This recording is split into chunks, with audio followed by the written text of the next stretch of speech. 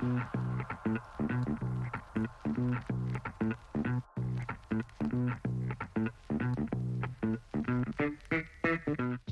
welcome to the Wired and Rewired podcast all about the hit HBO series, The Wire. I'm Chris, and this is my 1000th time watching The Wire. And this is Ellie. It's my first. If you're new to the force or a longtime veteran, we think you'll find something here to enjoy. Today we are covering Season 3, Episode 12, Mission Accomplished, the season finale of Season 3. And as always, we begin by popping a recap. In the Season 3 finale, a reticent Avon readies his troops for a seemingly endless war against Marlowe. Meanwhile, as the detail works towards the top rungs of the Barksdale organization, McNulty reassesses his pursuit of Stringer Bell and the path he's chosen for himself. While Royce continues to grapple with Amsterdam, Burrell offers a deal to minimize the fallout even as Colvin's idea becomes public knowledge. Carcetti's ambition becomes obvious to his friend and fellow councilman Tony Gray, even as Gray has disclosed his own political plans. Cuddy struggles to keep his young boxers off the corners as he and Fruit cross paths once again. Bubbles offers his view of the world, both as it is and as it once was. The episode was written by David Simon, and it was directed by Ernest Dickerson. This is Ernest Dickerson's third episode directing, and it premiered on December 19th, 2004. Just a lovely message going into the Christmas season, so good stuff. All right, Ellie, well, why don't you bust out that epigraph for us? The epigraph is... "We fight on that lie," said by Slim Charles. Yeah, a little, one of many comments about the Iraq War in this. So anyway, yeah. Okay, well, before we get into your predictions, any initial feelings with the end of the season? Ooh, this one's heavy. Yeah. There's so much. It's pretty heavy. There are some light moments, but overall, this is it's a thinker. Yeah, definitely. I mean, Robert Williams' face at the end is just... Oh, God, yeah. Okay, we'll get to that.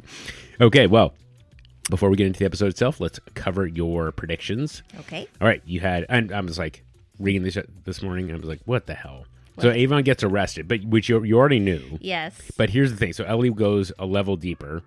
So nothing holding Avon back from going to war. So boom, okay, they were absolutely getting ready. And he was getting ready here to hit Marlowe and his guys, but the unit acted on the intel that Colvin got and arrested him before they came. Yeah. You said all these things. I just did. What the hell? That's unbelievable. I mean, wouldn't a regular TV show, like, it would have been completely understandable if you thought there would be some big firefight between the two and then they all got arrested or whatever. But so anyway, and of course they go in an entirely different direction. But no, the fact that you nailed it, I just think, once again, kudos to you for that. Thank you. So you did say, let's see, you had a comment about Avon is the only one who knows who killed Stringer. He did share it a little bit with Slim. Yeah. But, nothing seemed to come of it. So you were asking if he was going to use it to his advantage, but it wasn't really a prediction. So see, that's the thing is I really, we'll talk about it later, but I was really surprised that he did not. That Avon did not use it more to his advantage. What would you have thought he would have done? I guess I thought he would be more into it, like letting that, well, we can talk about it, but when he, talks to Shamrock. And, okay. Yeah. Sure. Okay.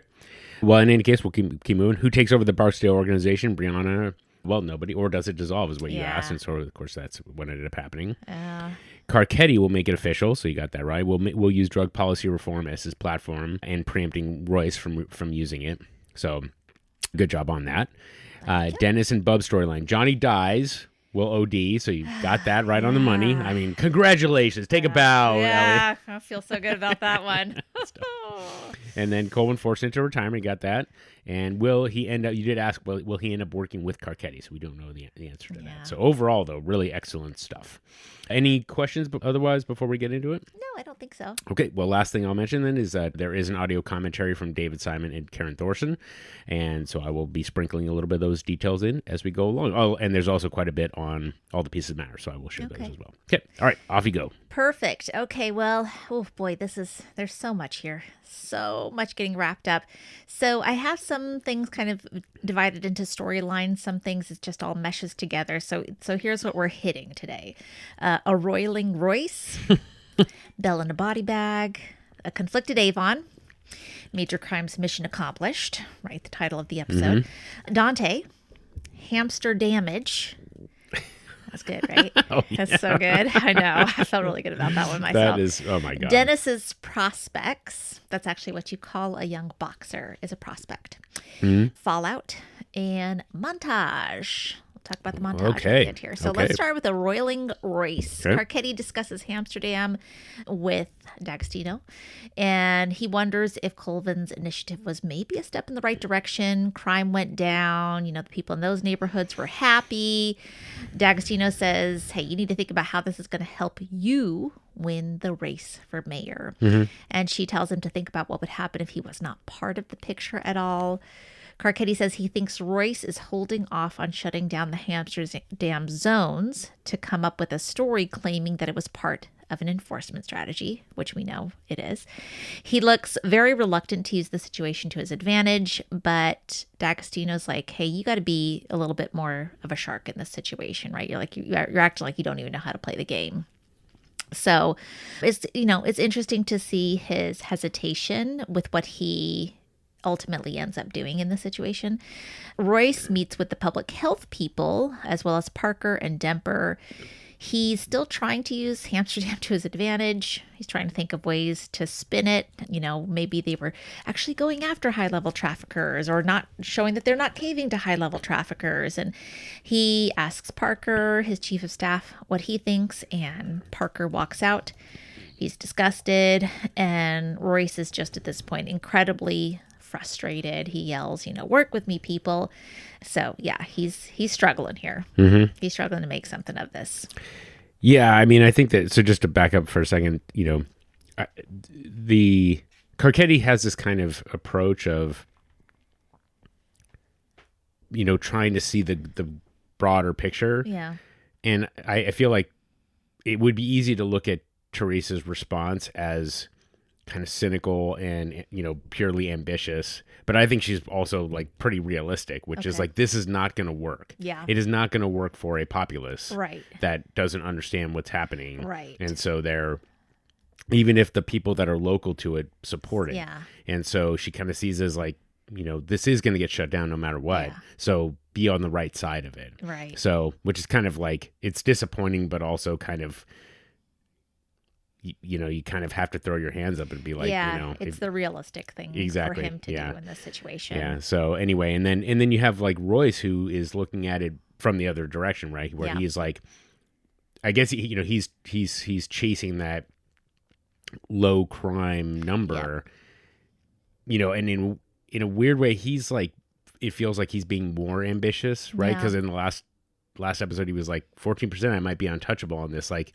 That's what you're thinking. That's how you're thinking about it. Not like the fact that fewer of your citizens are being murdered, but rather like you could get easily reelected. That part feels. But on the other hand, he's trying to do this greater good kind of thing, and people are arguing with him about the implementation of it. Yes. And instead of people being like, well, what if we tried this? What if we tried this? They're just like arguing against him, and Royce is like, I don't really know I have the answers. I need you guys to come up with some stuff. Right. So it's an interesting duality of the two, and he just can't see, because of this drop in crime, like he sees it as like glorifying himself. He kind of misses the broader picture. So right.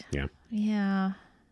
Okay, well, let's move right into, we'll come back to Royce when we get to Fallout, okay. But we're going to move on to Belle in a body bag. We open outside the building where Stringer was murdered, and Bunk is talking to Rawls and Forrester about what went down, the status of the case as it is. They've got Krawcheck in the back of an ambulance. He looks sweaty and disheveled. He's inhaling oxygen from a mask. And as he is the only witness, they correctly assume that Krawcheck will say it's a BNBG. We'll see what that is. We hear that the mayor is worried about Krawcheck, given that he is a big contributor. And we also find out that Crutchfield and Massey are working the crime scene, while Norris is headed to the morgue for the postmortems. Crutchfield is one we have seen before, and we see him at the end of the episode too. But yeah, we have not seen him in previous seasons, right? Is he's not in season 1 or season 2? Really? He's definitely not in season 1. Okay. I can't remember seeing him in season 2. I don't think he was Okay. in season 2. Okay. Holly is interviewing Krawcheck and asking what he knew about Bell's narcotics crimes. They're like, where did you think he got the money? He said, I didn't ask. And Krawcheck states that the gunman he saw was black, big, and with a large weapon, BNBG. And when he inquires, they tell him big Negro, big gun is what that stands for. Can't get more descriptive than that. I mean, the guy had a gigantic scar across his face, and he can't even say that. Yeah. Oh, God. I mean, what did they say now? Like, eyewitness testimony is actually pretty unreliable. That's so true. That's true. At least he's being honest about it. Yes. I mean, it is hilarious, of course, that he's, it's now got to be, a couple of hours later, and he's still sucking oxygen from. So that's pretty funny. I'll mention here a nitpick about this. So we talked last time about how did Brother Mouzone get upstairs, right? And then the other part of it is so Omar leaves Krawcheck at the entrance of this building, and he just casually walks upstairs while Stringer's running around trying to get away. Yeah. Then they sit there and talk to him for 30 seconds, a couple minutes. Right. Krawcheck, what are you doing? Yeah. Like, are you telling me that he couldn't go out and say help, help, help, help, help? Yeah. So that part, a You're little right. bit of the that doesn't make a lot of mystical, characteristic of Avon, or excuse me, of Omar and Brother. But that's a minor thing. Sorry, we haven't gotten to the McNulty part yet, right? Not yet. Okay. Okay, you ready? But Go ahead. let me just see if there's anything else. Yeah, no, I think that was ultimately the end of it. Just the hilarious thing that these homicide detectives have been around for so long. They just know exactly what the guy's going to say because I wasn't stopped looking and I just hid and cowered in the corner. So. Okay, well, Bunk enters the building. He looks at a shell on the ground. He asks the crime scene tech there to rush the ballistics comparison. We pan up from Stringer's dead body and see McNulty sitting on the windowsill. He's looking despondent. Kima is leaning against a wall in the background. She is looking equally downcast. And as we know, they had just, of course, gathered all the evidence they needed to arrest Stringer, which McNulty ends up telling Bunk.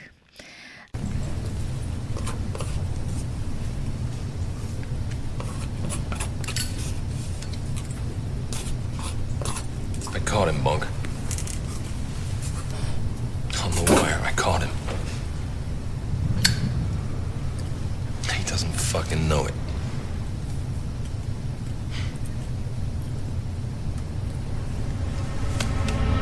They zip Bell into a body bag, and Bunk shows McNulty a cell phone chip. He asks what else was in Stringer's pocket. There's some cash, keys. McNulty says, for the President Street address place. And we also find out that Landsman is working on a warrant for them to get there. Bunk and McNulty collect the warrant, and they are on their way to search Stringer's home. On the way there, McNulty gets a call from Colvin, and we'll talk more about that later. But then they go inside Stringer's apartment. It's beautifully appointed, clean, modern, and McNulty seems shocked that this is Stringer's place. And he goes over to a bookshelf above some katanas on a wall. And I paused it to just see what the books were there. There's Isaac Asimov, The Will, Chain of Custody, A Cardinal Offense, Liberation Management, The Back of Beyond, An Ancient Hope. And McNulty pulls out The Wealth of Nations and says, who the fuck was I chasing? Good question. Yeah.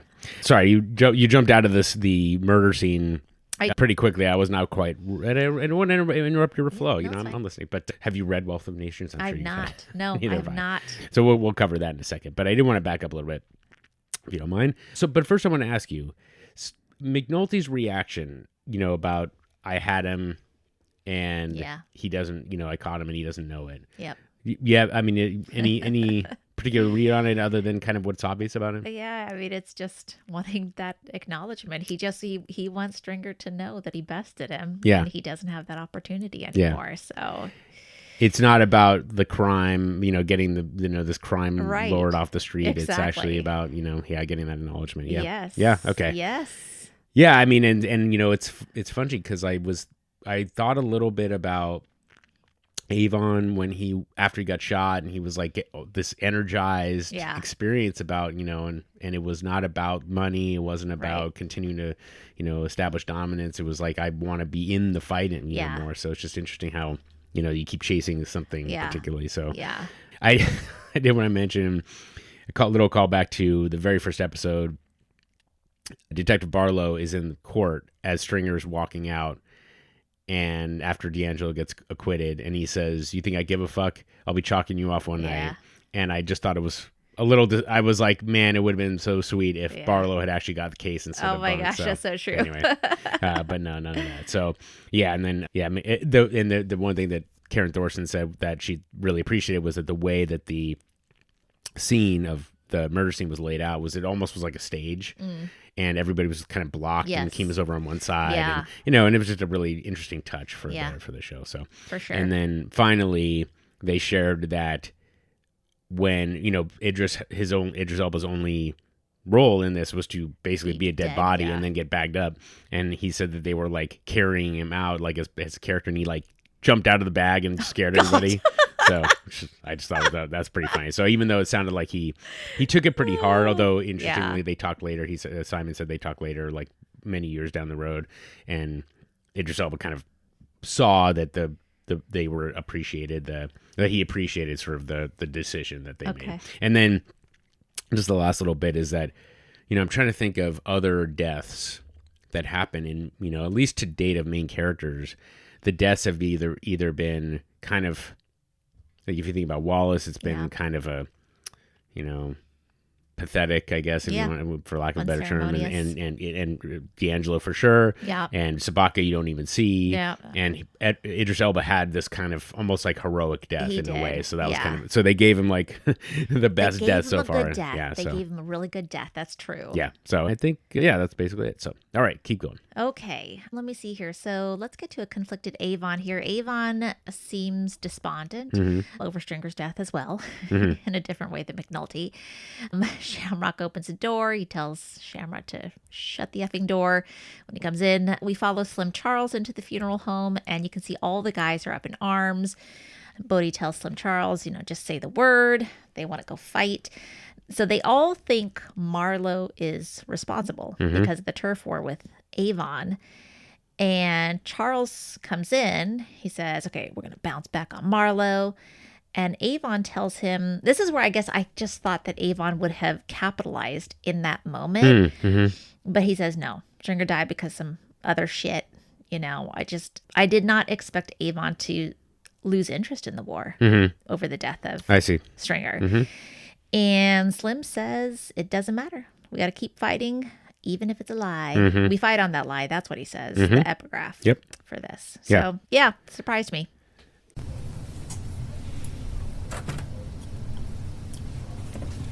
What's up, B?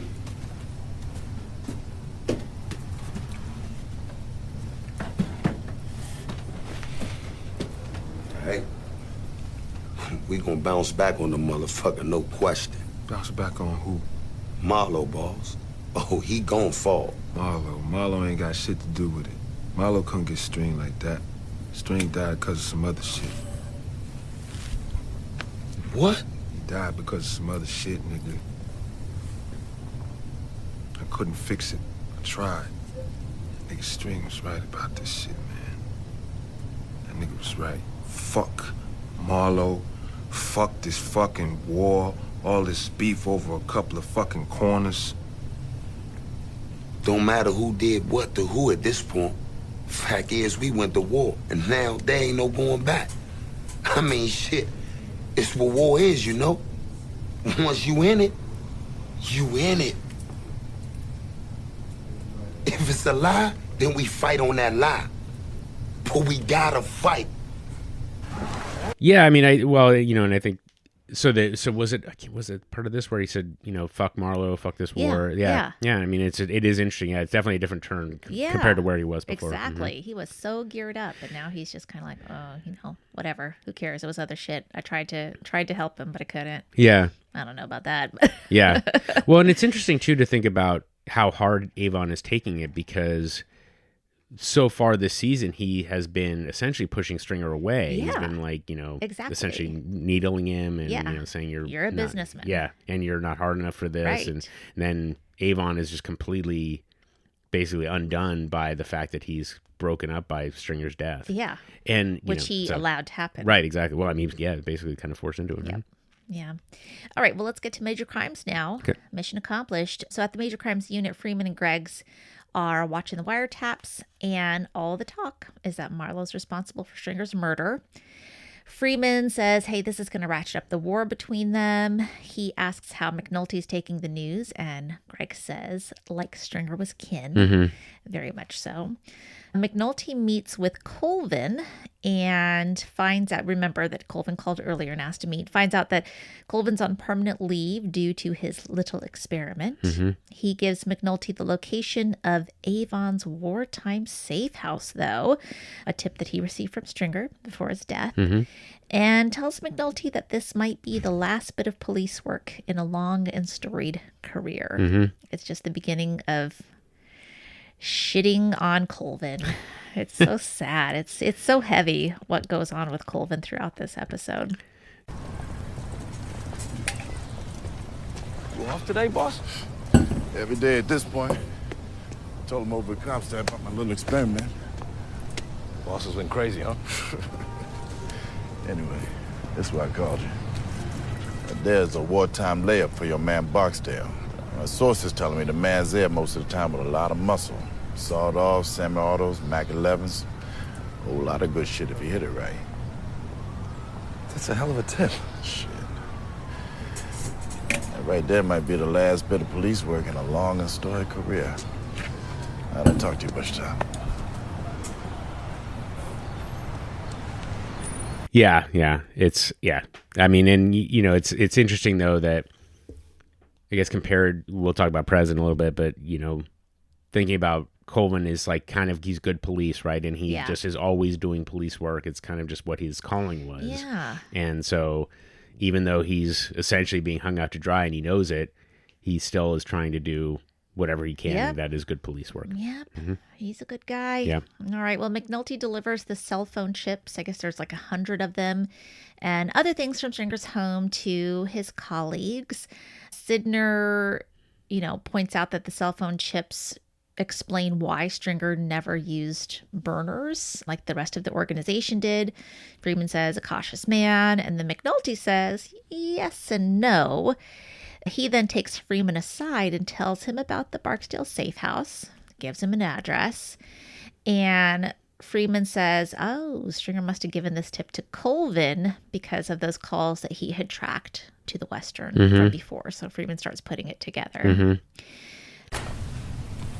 Before Stringer Bell got aced, he went out of his way to put in his good friend Avon Barksdale. That's a Barksdale safe house. Where'd you get this? Colvin. Calls to the Western. Where's Daniels? He's got this thing downtown. It's for his wife. You should raise him. It's not enough to make up for Stringer. It'll do for now. Shall I keep going? Yeah, I was. There was one thing I didn't quite understand, and was that McNulty, you know, nods to Freeman for them to talk in private. Yeah. And I didn't understand why he couldn't share that. I So don't I know thought why that was either. my thinking is that later. Okay, so let me ask you if this makes sense. Is that if McNulty told more than, you know, told the unit that. No, because he says it in front of everybody. I was like, you know, I guess like he's trying to figure out, like, if he tells everybody, then they'll all know that McNulty is basically outing the source, I guess. I don't know. You know what I mean? Oh, yeah. And Okay. you know, whereas like when he's got Freeman Yeah. connected to it, then he's like, oh, you know, Lester figured it out. I don't, you know. That's true. Yeah, later. Yes. You're But right. you know, I think that's it what was just it is. it was just a subtle thing, which I thought was, Yeah. you know, I'm sure there was a reason for it, but you know, Yeah. to a layman such as myself, I didn't Yes, understand he it. wanted to seem like he was not outing his source, I think, to Yeah. the others. Yeah, and just from the commentary, they mentioned, I just never really realized until I heard this, is that nobody in the show makes the connection between the Barksdales and Hamsterdam, right? Oh, really? Even though Bodie is there and Bodie's Yeah. working for, it's interesting because like Yeah, right. Essentially, Yeah. Bodhi was working with Stringer. Yes. And the corners are Avon. Yes. And everybody was focused on the Avon side. Exactly. And not on the Stringer side. That's right. And so, yeah. Only Bodhi had been given the go-ahead by only Stringer to go over to Hamsterdam. Yeah, so, as the viewer, because Hamsterdam was such a huge part of the season, you're like, oh, doesn't everybody know about this? It's like, no, actually, like, you have to kind of understand like how it's walled off and stuff like that. So I thought that was a fascinating revelation. Okay. Let's see here. Freeman calls Daniels, and he is at a political event with Marla, who we know is running for city council. Daniels is playing the uniformed, faithful husband, looks really good on TV with her, and they're all watching it back at the headquarters. You know, Sidner's looking at the TV and he says, oh, you know, it's cool that the lieutenant's wife's becoming a politician. And then we pan over to Perlman. She's watching. You can tell that her heart is breaking. We see on the TV that Daniels gives Marla a kiss on the cheek. And, you know, she seems like she must be thinking, oh, I'm never gonna have a partner of my own. I have to live in secret with this. So... Yeah, it's. I think there's an interesting part of that too. Is just I think it's hard for an observer that isn't in a situation like that to put themselves in somebody's shoes like that. Sure, you know, it's like, well, you know, it's like, what difference does it make to you? It's like, well, and we see later, you don't ever go out on a real date. Yeah, you know, you don't get to, you know, just live your life in a weird way. You're kind of a prisoner of this circumstance. So and she, you know, we know she only wants to really just have a serious partner and she's probably thinking, okay, I'm still not getting what I want. Greg's is getting what she wants. She's cheating on her wife with this other beautiful woman. And Cheryl calls and Greg's ignores the phone call. And that makes me really mad at her. Kima. Bad Kima. That's all you got? That's all I got. I'm really mad about it. That's all I can say. Cheryl finally takes her back. Yep. And then what does she do? She goes and cheats on her with some other beautiful woman. It's garbage. It's garbage. I'm sure everybody else enjoyed watching that. I was just... What do you mean? Mad. What's there to enjoy? I have no idea what I'm talking about. Yeah, nobody does. The only reason I'm laughing is because... when we started this, and you were so happy for this, I was like, about the Kima Cheryl, they're so cute. Yeah, the marker on the couch, Chris. Yeah. Ugh. And so, you know, so mad. I was expecting a lot more fireworks than this. Okay. I'm so mad. I'm just like I'm watching the waveform, and mad. It's like it's almost like non-existent. It's at a very low level, and it's consistent madness. Sure. So that's all. I'm just getting angrier and angrier. I mean, this is really bad audio because I'm trying to tease it out. So now I'm getting worked up here because here's what really makes me mad is that she like smiles and laughs when she sees it's Cheryl and turns off the phone. Sure. What the, like, do it guiltily at least. Do it guiltily, but you smile and laugh a little bit that it is your partner who's taking care of your guys' baby at home. Sure. No. I mean, no. It's okay. There you go. That's what I was digging for. Right. So thank you for providing that. But I think that what McNulty said about you get used to it. Ugh. I feel like that really rings true here. Is that she had kind of already dealt with this initial fallout, and then she felt bad about that. And now she's just kind of getting used to disappointing Cheryl. Exactly. So what difference does it make? Yep. So yeah, I'm just a bad partner. That's all there is to it. Yep, that's what's on our mind. Yep. Okay. Well, I won't. You've given me the good TV that I was hoping for. Okay. So thank you, Ellie. Bunk and McNulty are at the train tracks. They're drinking. McNulty seems to be drinking a lot less. As a matter of fact, Bunk offers him some, and he declines. Bunk posits that Omar was involved in Stringer's murder based on the shells, pumpkin ball shells, something like that match with the Pimlico double murder. And McNulty says, well, Omar doesn't do executions style. That's not him. Really? Okay. Plus, The Wire is saying everything on The Wire points to it being Marlowe.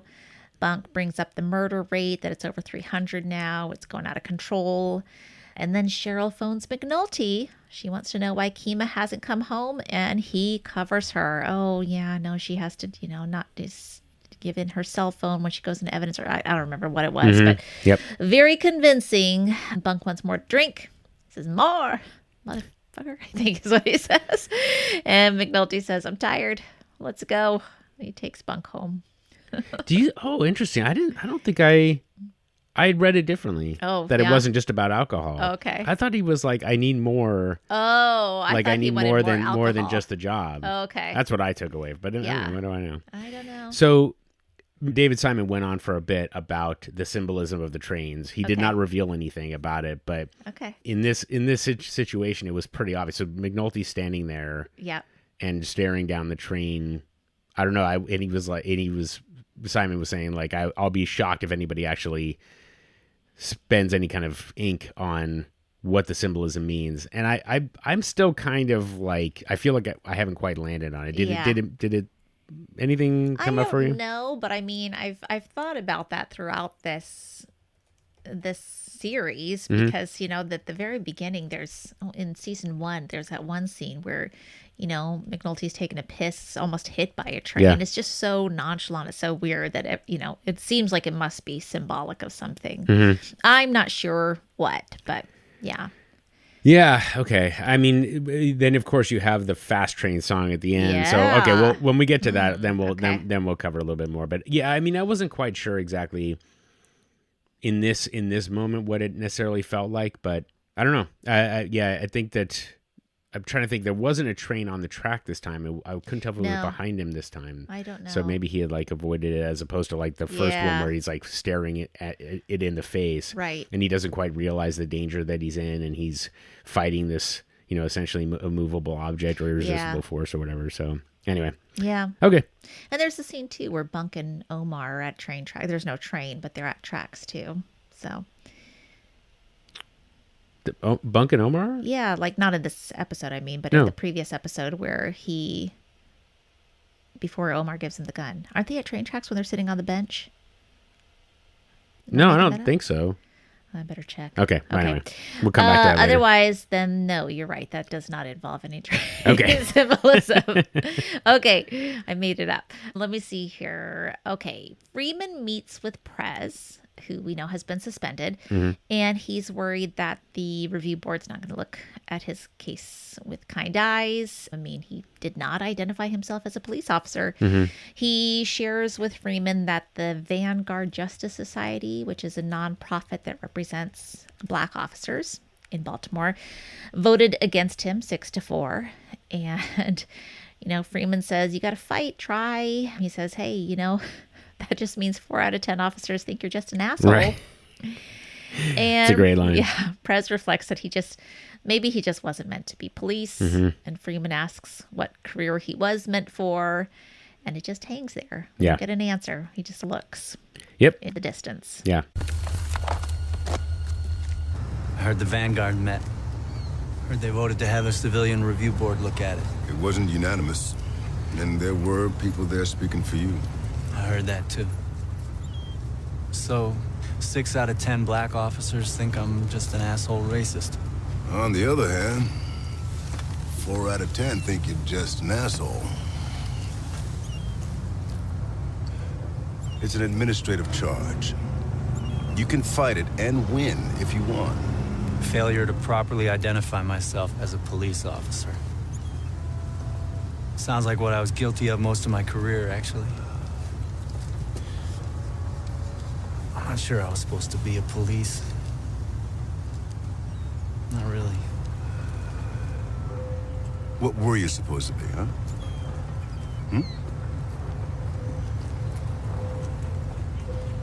So, yeah. Poor Prez.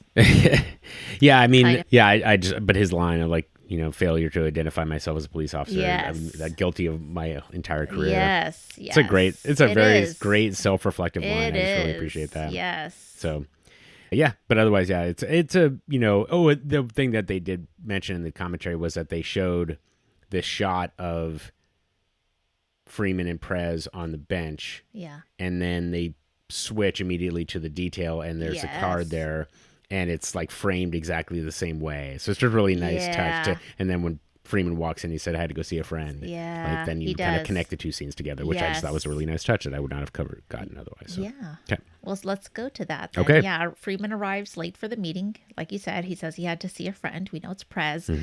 Daniels doesn't think that they have enough to move on Avon's safe house just from this anonymous tip. And the fact that the tipster knew about Avon's shot to the shoulder, that's still not going to be enough. Avon never went to a hospital. McNulty says, screw it. Stringer was the informant. And they discuss whether to try to get Barksdale on tapped lines or through the safe house now. And they think that Avon might not ever actually touch a phone. So Daniels orders the unit to continue to monitor the wiretaps, but to also prepare a warrant for the safe house. This is from Major Colvin, CI. What's the corroboration? Well, the source knew that Barksdale had a waterfront condo in his own name, gave the accurate location and title info down to deed of transfer. Well, that's good, but it puts him on the legitimate side of things. What corroboration is there for illegal activities? Sorry I'm late. I had to stop in that friend. The source knew that Barksdale was shot last month, wounded in the shoulder. Emergency room? No hospital reports. We're going to need better. Either Colvin goes back to the CI or we sit on this address for a while, see what we can see. Oh, fuck it then. Let's name the source, put him right in the affidavit. It's Colvin's call, isn't It's it? Stringer Bell. Lester figured it out from the DNRs. Bell was snitching out Barksdale? You're sure of this? Well, maybe that explains the murder. What's in the wire? The loose talk about how it was Marlowe's people, but nothing past rumor. With Bell gone, Barksdale might have to come down a notch to oversee the day-to-day. And maybe that puts him in contact with some of our monitored cell phones. If he's as cautious as Stringer, maybe not. My guess is Barksdale never touches a cell phone. Safe house might be our best shot. All right. We stay on the wires until this batch of burners goes dead, hoping we hear Barksdale. But meanwhile, we get a warrant for that safe house and wait on him there.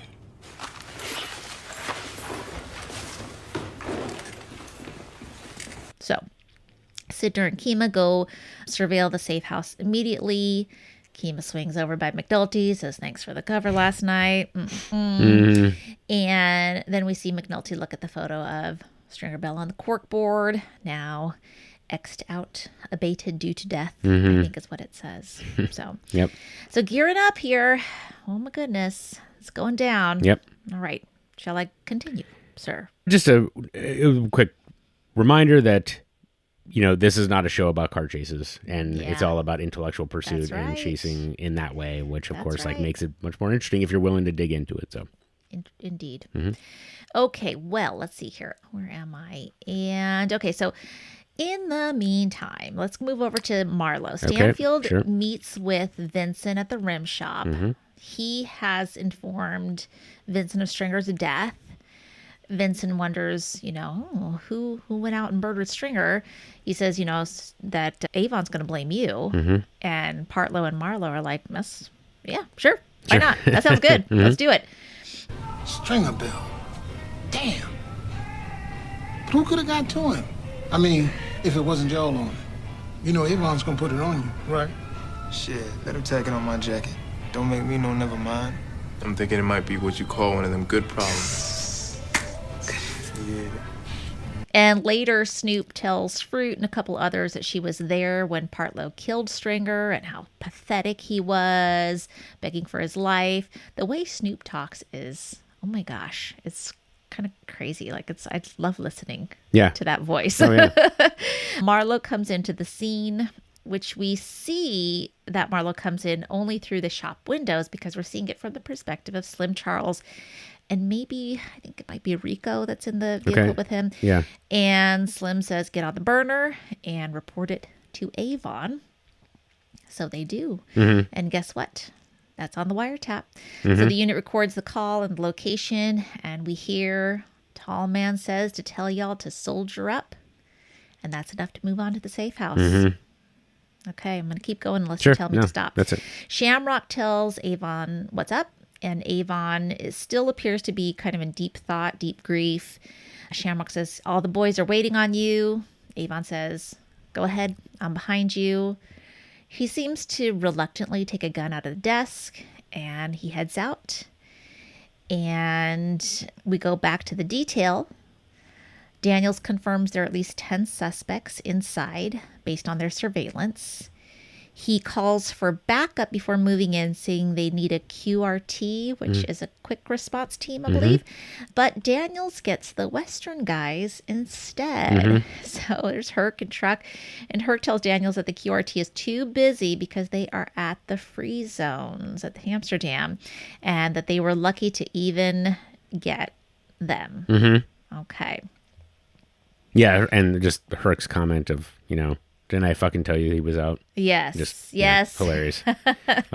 like that's good police you didn't work believe for Herc. me. Yeah. Yeah. Okay. Daniels orders his men to knock before they go in because everyone inside is going to be heavily armed. If they just bust in, they're all going to be shot. Yep. And as they are all preparing inside, Gerard tells Avon that Marlowe's still at the rim shop, as are a few others, but that his muscle has rolled out. So it seems that the time is nigh. Yep.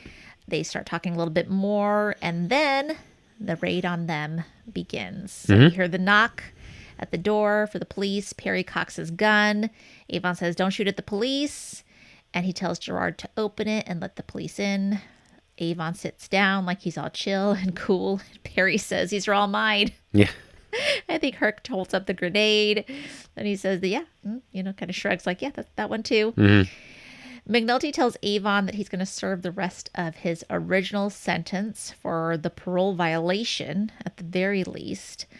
Avon looks unbothered. He says something we have heard before. He's going to serve 2 days, the day he goes in and the day he gets out. And then McNulty pulls out the search warrant and hands it to Avon, tells him to read it carefully, pointing out the source of the information, Stringer Bell.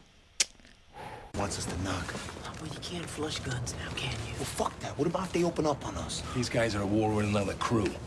We go charging in there, chances are we will get lit up. All right. They there now? I'm gonna tell them. All right. Yo, B. Sham saying that Charles saying they still up at the rim shop. Marlo, his boy Chris, and Vincent, they still eating. But the rest of the muscle, they rolled out.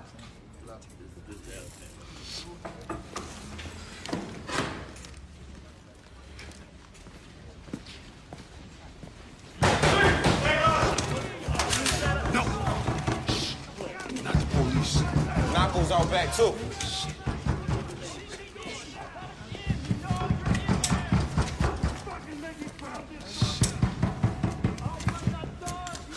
Fucked up, man.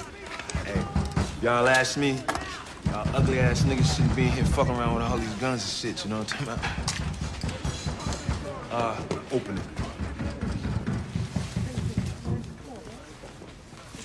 Come on, Avon, enough with this shit. Open the fucking door.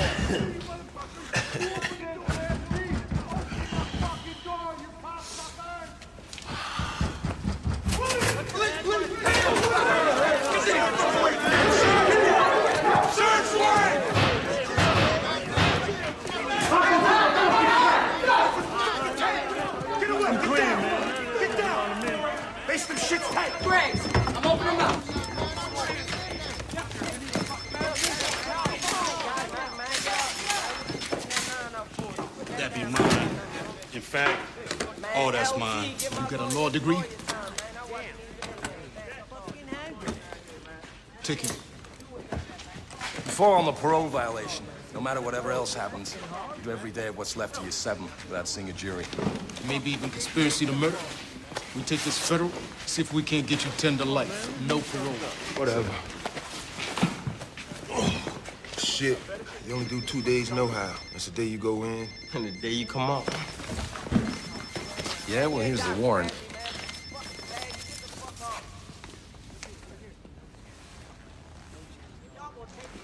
You read it slow. In between them 2 days, give you something to think on.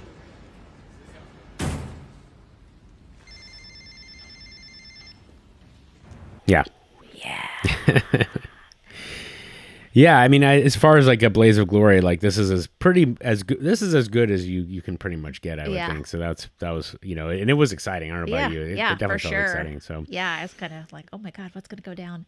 Yeah, there was one thing that I caught was that Avon puts this towel down on the couch. Did you notice that? No, and then I think he sat on the other side, which I didn't understand. Like he put the towel down on one side, and I thought, okay, he doesn't want to like get his clothes messed up. And then I think he sat down on the other side, which I didn't quite follow what that was about. But I just thought it was a funny like little moment for him. I loved when they're pounding on the door, and then you can hear McNulty yell, "Come on, Avon, open up," or something, and Avon just kind of laughs. Yeah, which I just thought that was pretty funny. Yeah. And then David Simon mentioned that the warrant moment, putting Stringer Bell, putting his name in front of Avon, that was in Ed Burns' head for quite a long time, so they got to pay that off. Oh, nice. Just to back up, well, I guess just to back up a little bit about the Marlowe kind of scene. It was curious why Snoop was telling this lie. Yeah. I didn't, it's like, I mean, it's a choice, I guess. I know. They want to continue to like either celebrate in Stringer Bell's death, or they want to perpetuate the what's called the good problem that Chris says. It's like, hey, if they're going to put Stringer Bell's death on us, like that's all good branding for us. Yep. Right. And then I just like the phrase, "Don't make me no never mind." I try to use that whenever I can, but it's tough. You gotta really be confident in using that as a term. So anyway, but the whole scene though about arresting Avon and it all happens really quickly. Yeah. And I think that the pacing of it was really good. Where Daniel's like, you got a law degree, and there's so much chaos going on. It's exciting for a show without any real car chases. It's pretty neat. So. In the meantime, Marlowe, Chris, and Vincent leave the rim shop. They are completely unaware that the Barksdales came very close to attacking them. Mm-hmm. And Slim Charles is still waiting there in the car. He says that they missed their shot, but he has no idea what's happening. Right, exactly. Back at the safe house. Mm-hmm. Not so safe anymore. Yep. All the arrested criminals are taken to homicide to be interviewed. Freeman sees bunk. They look at all the cut ties hanging on the wall, including Norris's. And then we go to a holding room. We see Squeak and Bernard and Poot and some others. Squeak is just still laying it thick at Bernard, calling him a stupid mother effer. And we hear Bernard saying that he can't wait to go to jail. Yep. Great line. Yes. We see Greg's interviewing Shamrock, and then McNulty and Perlman are interviewing Bodie, who is claiming entrapment. Because, hey, I was selling in the free zone on Vincent Street. So he's kind of one that seems free and clear of all of these people that have been arrested. Yep. But nobody to lead the organization anymore. Right. So, yeah. You got to be the stupidest motherfucker that I've ever gone out with. I can't wait to go to jail. What? What you say? What the fuck did you say, Bernard?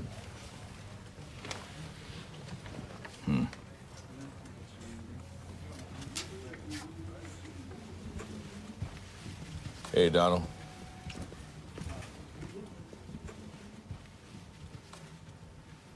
You heard the tapes. Look, he came to me and said we could sell drugs if we moved down to Vincent Street. And that's where I moved my crew. And you know I did. Because you the one that popped me with a G-Pack on my way to the spot and let me go, remember? You were selling drugs in Major Colvin's free zone? You can prove that. Ask him, he know. And this must be one of them contraptment things. You mean entrapment? Kid's got a point.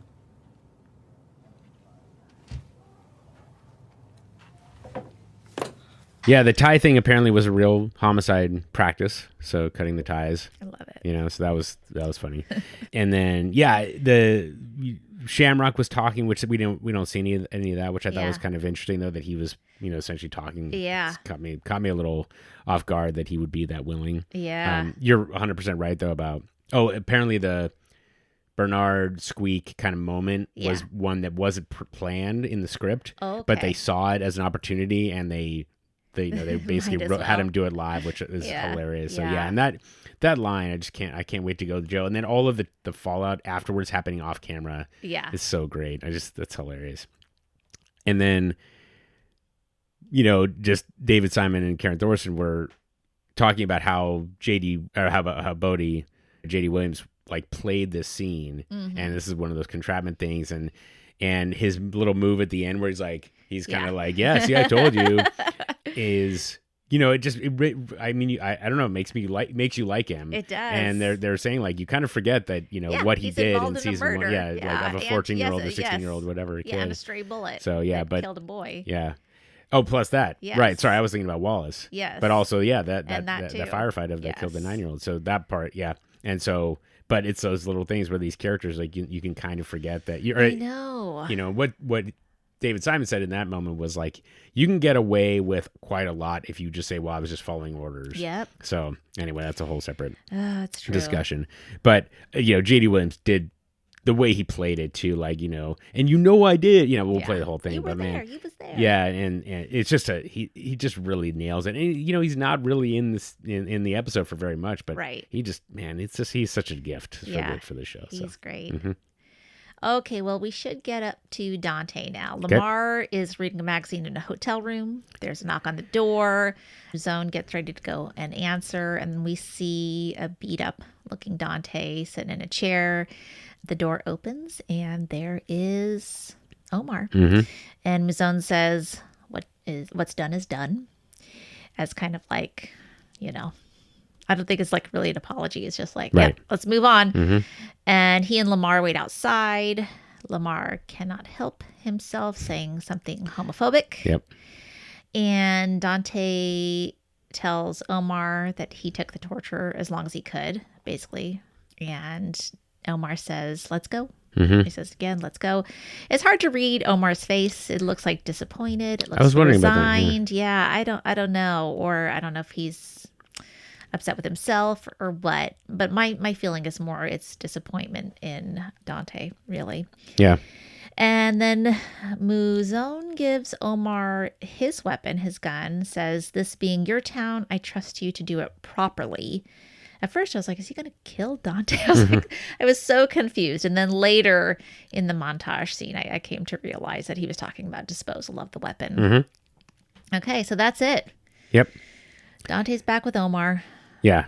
Yeah, what's done is done, by the way, that's like the third time that they've said it. Yeah. And so, which I don't know, this is one of those things that the Wire writers like to do, is they like to do these callbacks. So, and then David Simon was just happy that DeAndre McCullough, who's playing Lamar, was the subject of the corner, is still doing well. So, he said that it's kind of interesting, the commentary, because he said that neither he nor DeAndre would have felt comfortable in kind of projecting when they were together, and David Simon was reporting on it. Mm-hmm.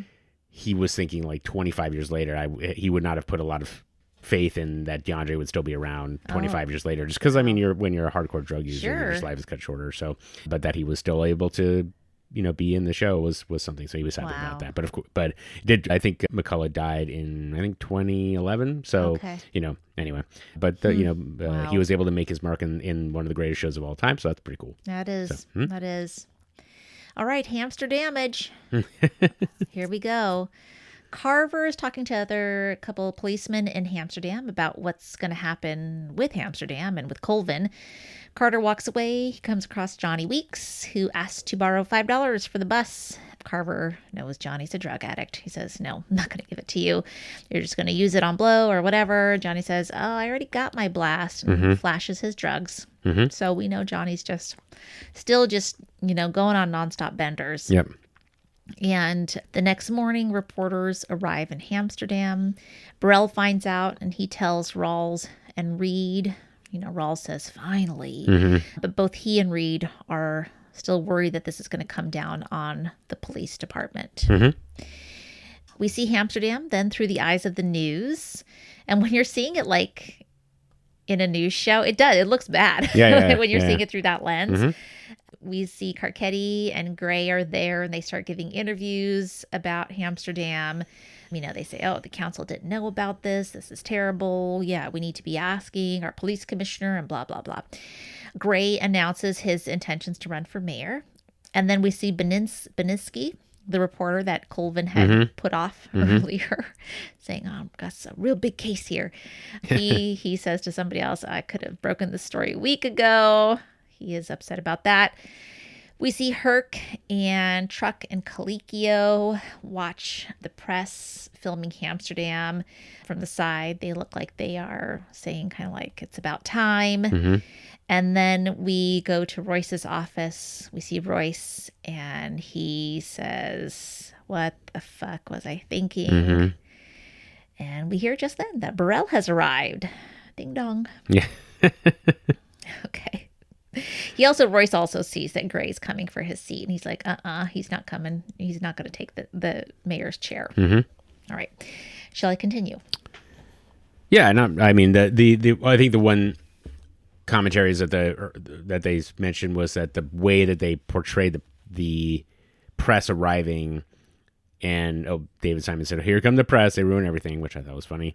But he says, "No, I was always very thoughtful and reserved in my reporting." Of course, yeah. Of course, he was being facetious when he said that. But he also said that Ernest Dickerson had the idea of showing the press through the press's eyes, which I think that at the time, I don't think I really appreciated it that was, but it's an important kind of third view. We talked about you see it the first time, it kind of, you see it in full view, and then you see Carcetti's response to it, and then you see it through the press as well. Right. So it's all these very small snapshots of these moments as opposed to the bigger pictures, which I thought was kind of an interesting component. But then, and Royce is watching it, and of course he had the 30,000 foot view, right? Yeah. And he didn't realize that when this finally got shown on TV that it was how bad it was going to look. When you see it through that lens, it looks terrible. Yep. Well, Burrell arrives at the mayor's office to discuss their next steps, and Parker tells Burrell, "We're putting this on you. You're going to have to take it." And Burrell kind of pauses, and then he says, "Maybe I go to the press and I blame the mayor for pressuring the police department, causing Colvin to lose his way and creating Hamsterdam. And also, I blame you for the delay in closing Hamsterdam."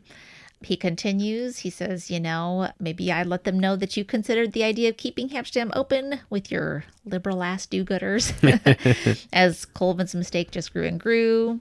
My hands were tied, my mission thwarted."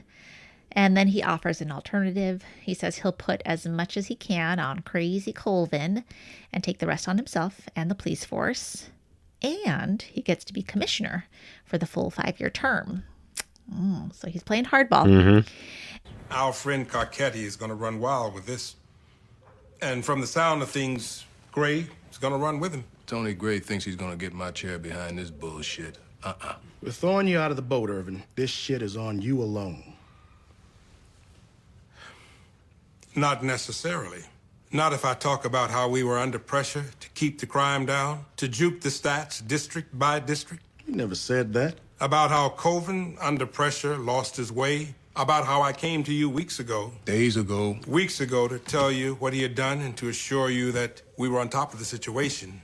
That Colvin would be relieved and his plan aborted. You lying motherfucker. But you heard about the drop in Colvin's felony rate, and you sent me packing. Brought in your liberal-ass do-gooders to seriously consider this horse shit. While Colvin's mistake grew and grew. My hands were tied, Mr. Mayor. My department thwarted. I was a prisoner of the goddamn politicians.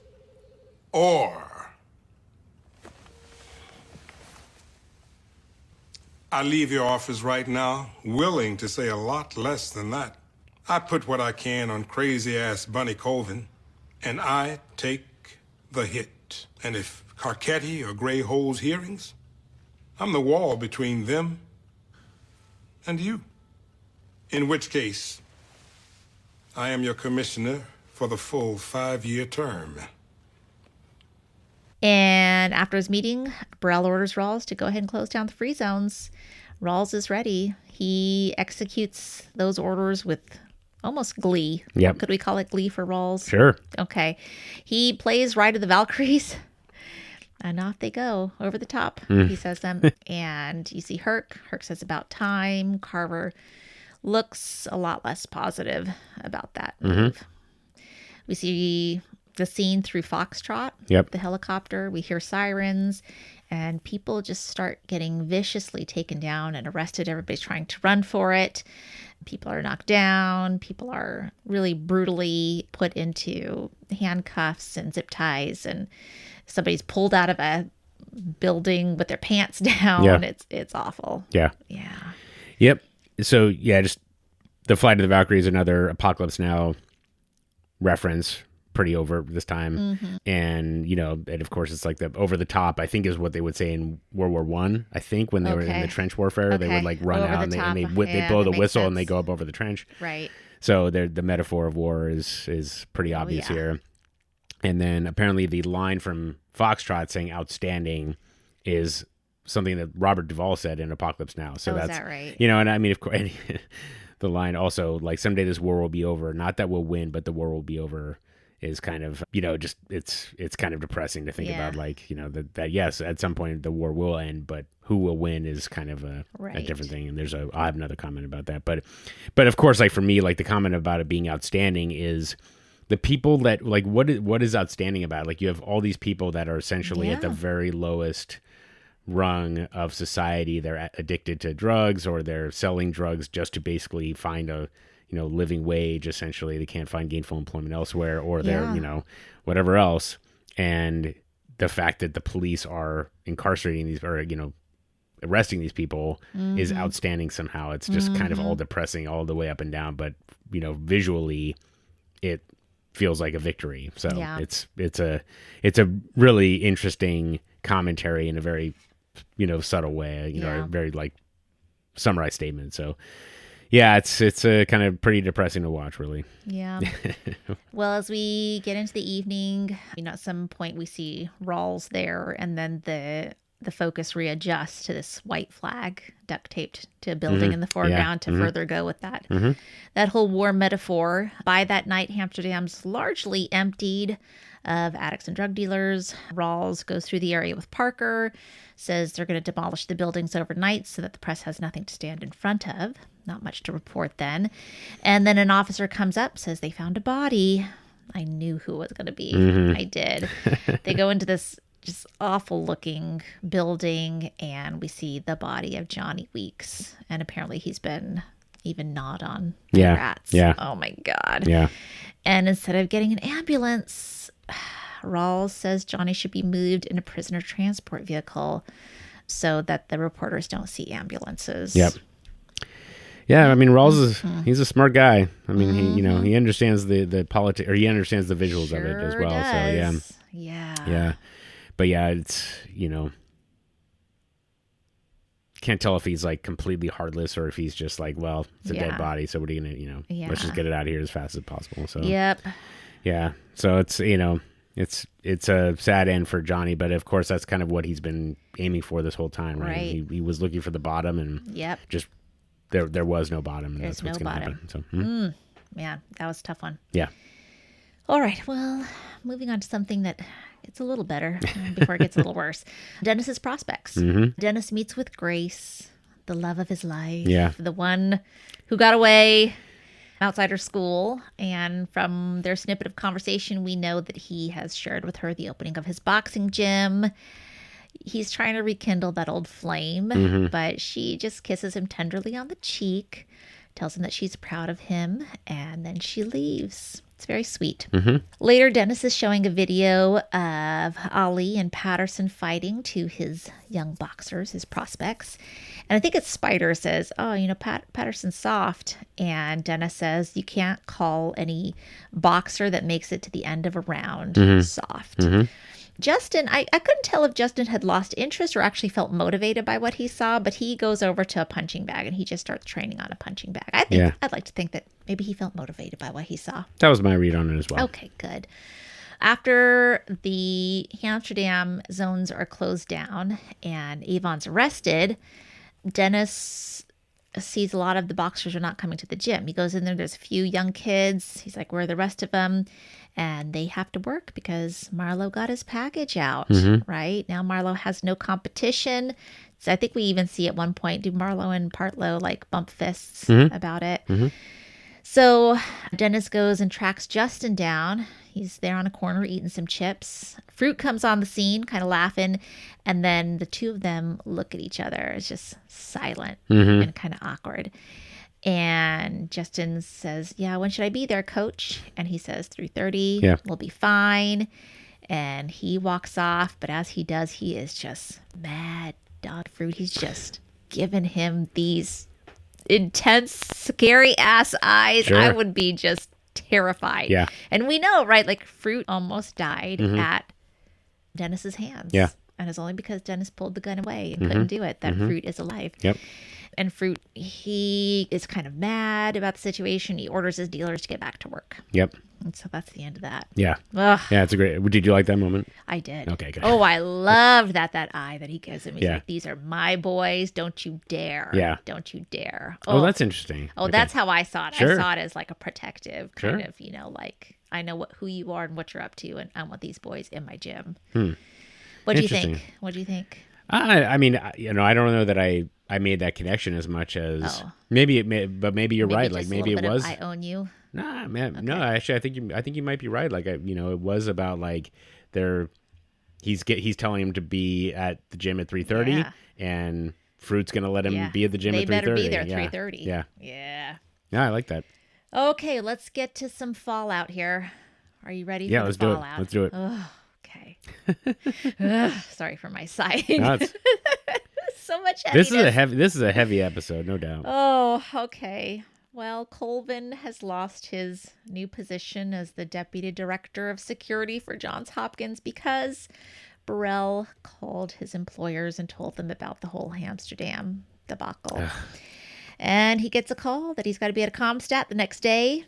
And when he does go, he gets his ass handed to him by Burrell and Rawls. They insist that he take full responsibility for Hamsterdam and accept a demotion and a smaller pension in order to protect his people. Mhm. Rawls tells Colvin that they will refuse promotions. They will find ways to discharge and discipline his shift supervisors. When Colvin says, that's not in the contract, Burrell just says, forget it. F your vacation time. You're out. Basically, that if he does not do things the way that they want him to, then others are going to fall with him. Yeah. And we know that he cares about his people. So that's the way it's going to be. That was the Mm. the real, I think, miscalculation that Colvin made, right? Yeah. He was like, I'm willing to fall on the sword Yeah, myself. I will. But he didn't I can protect realize. myself. But if I can't protect my people, Yeah. then I have to and that was the one bit of leverage that Burrell and Rawls knew that they had over Right. Colvin, which is kind of, I mean, I don't know. I wonder if they were bluffing or not. Yeah. It wasn't something that Colvin could call if he wanted Exactly, to, but yeah. man, like to start fucking over people like that you need, Yeah, essentially exactly. your You're good not going to supervisors. promote yeah. them. You're not going to. Yeah, that seems crazy. But on the other Shoot hand, these yourself in guys the are, foot. these guys are, I mean, that's the whole thing. When I forgot to mention when Burrell is in with the mayor, it was all about his career.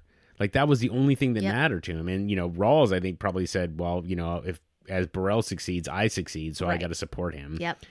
But at the end of the day, it's just so that Burrell could get the 5-year commission or commissionership, Yeah. and then what? Yeah, right. exactly. So I agree with you on that. I was like, yes, okay. So Reed and Rawls are direct reports to Burrell, and they're protected if Yeah. but it's 5 years. yeah, It's 5 years. yeah, that's it. And so I don't know what a police commissioner pension looks like. Yeah. I kind of figured that that's probably what is part of the calculation. But damn, man, that's like. Mhm. It's just it's so callous to think about it that way. You know what I mean? Like that's what for it, sure. So anyway, and so whereas for Colvin, like he was kind of thinking about it the same way. And I think that he probably thought if they tried to fuck him, then he would have sued or whatever. But because they could still fuck people that he cared about in the department, he had no recourse there. Exactly. So that sucks. Yeah. Well, the deputy drug czar comes into Royce's office and tells him he's going to lose out on a lot of money if drugs are legal in Baltimore. And Royce and Parker try to explain this was an aberration.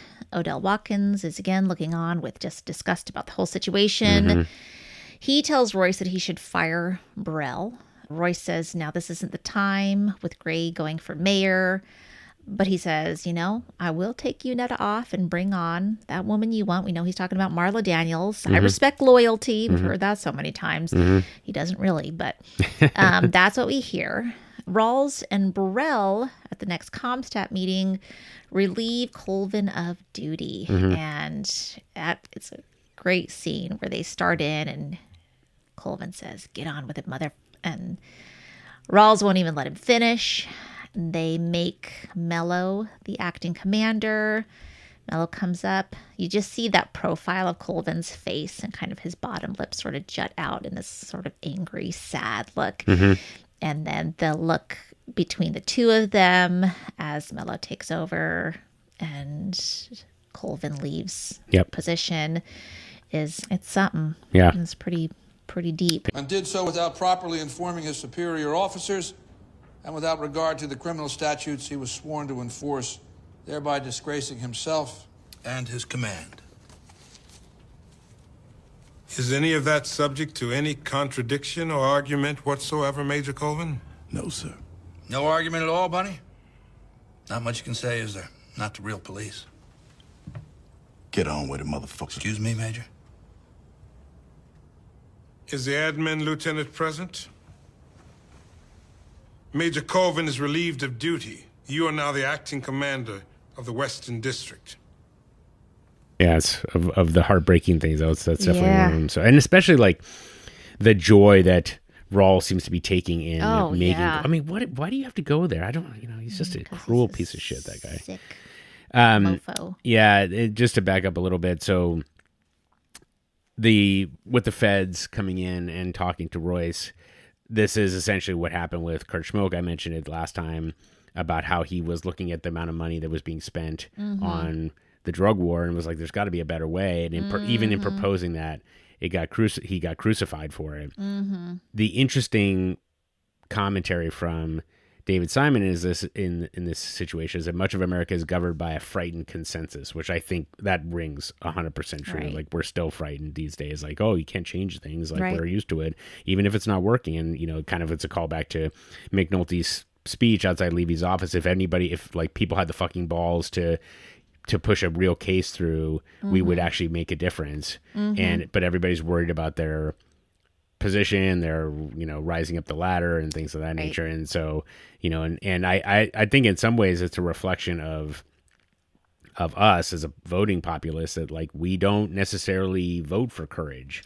We don't necessarily vote for people to change the system around us, even if there might be a way to do it well. I mean, like in the Seattle area, we had for a brief period of time that the CHOP, the autonomous kind of collective that it was like a 4-block radius or whatever, and there were people like had no knowledge of what was going on, or they would rejoice when there was a crime that happened there, and you're like, see, it doesn't work. And you're like, dude, why are you rejoicing in this? Like, people are trying something new. Right. It's completely outside the norm. And yes, it might make us uncomfortable, but hey, like, give it a shot. Like, if it's going to make life better for people, then, what the hell do we know? Yeah, no, we just want to be proven right. But what we do know is that the current way is not a solution. I think that part's pretty clear. If you disagree with that, then I don't know what to tell you. But, and then, did you notice when Colvin said, get on with it, mother? Like, did you notice the callback? No. That is exactly what Stringer said before they shot him. So so he said, "Well, get on with the motherfucker," and then he gets shot. And that's what Colvin said, which I appreciate. That is good. Yeah. Okay, that's it. Okay, well, Carcetti plans his next move with D'Agostino.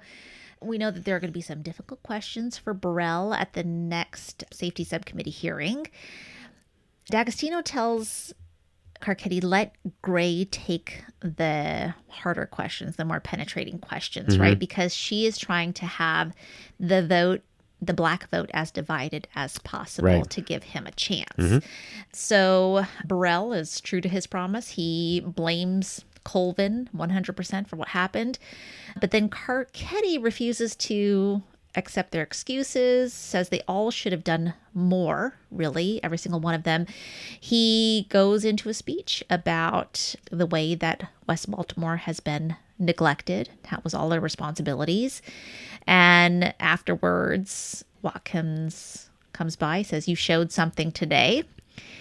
And Gray says, "Seems like you're running for something."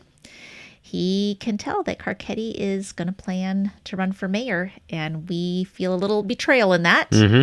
He leaves angrily, and we finally see Unetta. Yes. Who Carcetti greets as she walks away. The mayor was unequivocal in his opposition to what Major Colvin did. What we have here, I'm afraid, is nothing more complicated than a solitary police commander who, under great pressure, proved to be amoral, incompetent, and unfit for command. No. It's about more than that. This is more important than who knew what when, or who falls on his sword, or whether somebody can use this disaster to make a political point or two. Mr. Chairman. We can forgive Major Colvin, who out of his frustration and despair found himself condoning something which can't possibly be condoned. We can do that much. But gentlemen, what we can't forgive, what I can't forgive, ever, is how we, you, me, this administration, all of us, how we turned away from those streets in West Baltimore. The poor, the sick, the swollen underclass of our city trapped in the wreckage of neighborhoods which were once so prized. Communities which we failed to defend, which we have surrendered to the horrors of the drug trade. And if this disaster demands anything of us as a city, it demands that we say enough. Enough to the despair which makes policemen even think about surrender. Enough to the fact that these neighborhoods are not saved or are beyond the saving. Enough to this administration's indecisiveness and lethargy. To the garbage which goes uncollected. The lots and row houses which stay vacant. The addicts who go untreated. The working men and women who every day are denied a chance at economic freedom. Enough to the crime which every day chokes more and more of the life from our city. And the thing of it is, if we don't take responsibility and step up, not just for the mistakes and the miscues, but for whether or not we're going to win this battle for our streets, if that doesn't happen, we're going to lose these neighborhoods and ultimately this city forever. If we don't have the courage and the conviction to fight this war the way it should be fought, the way it needs to be fought, using every weapon that we can possibly muster, if that doesn't happen, well, then we're staring at defeat. And that defeat should not and cannot and will not be forgiven.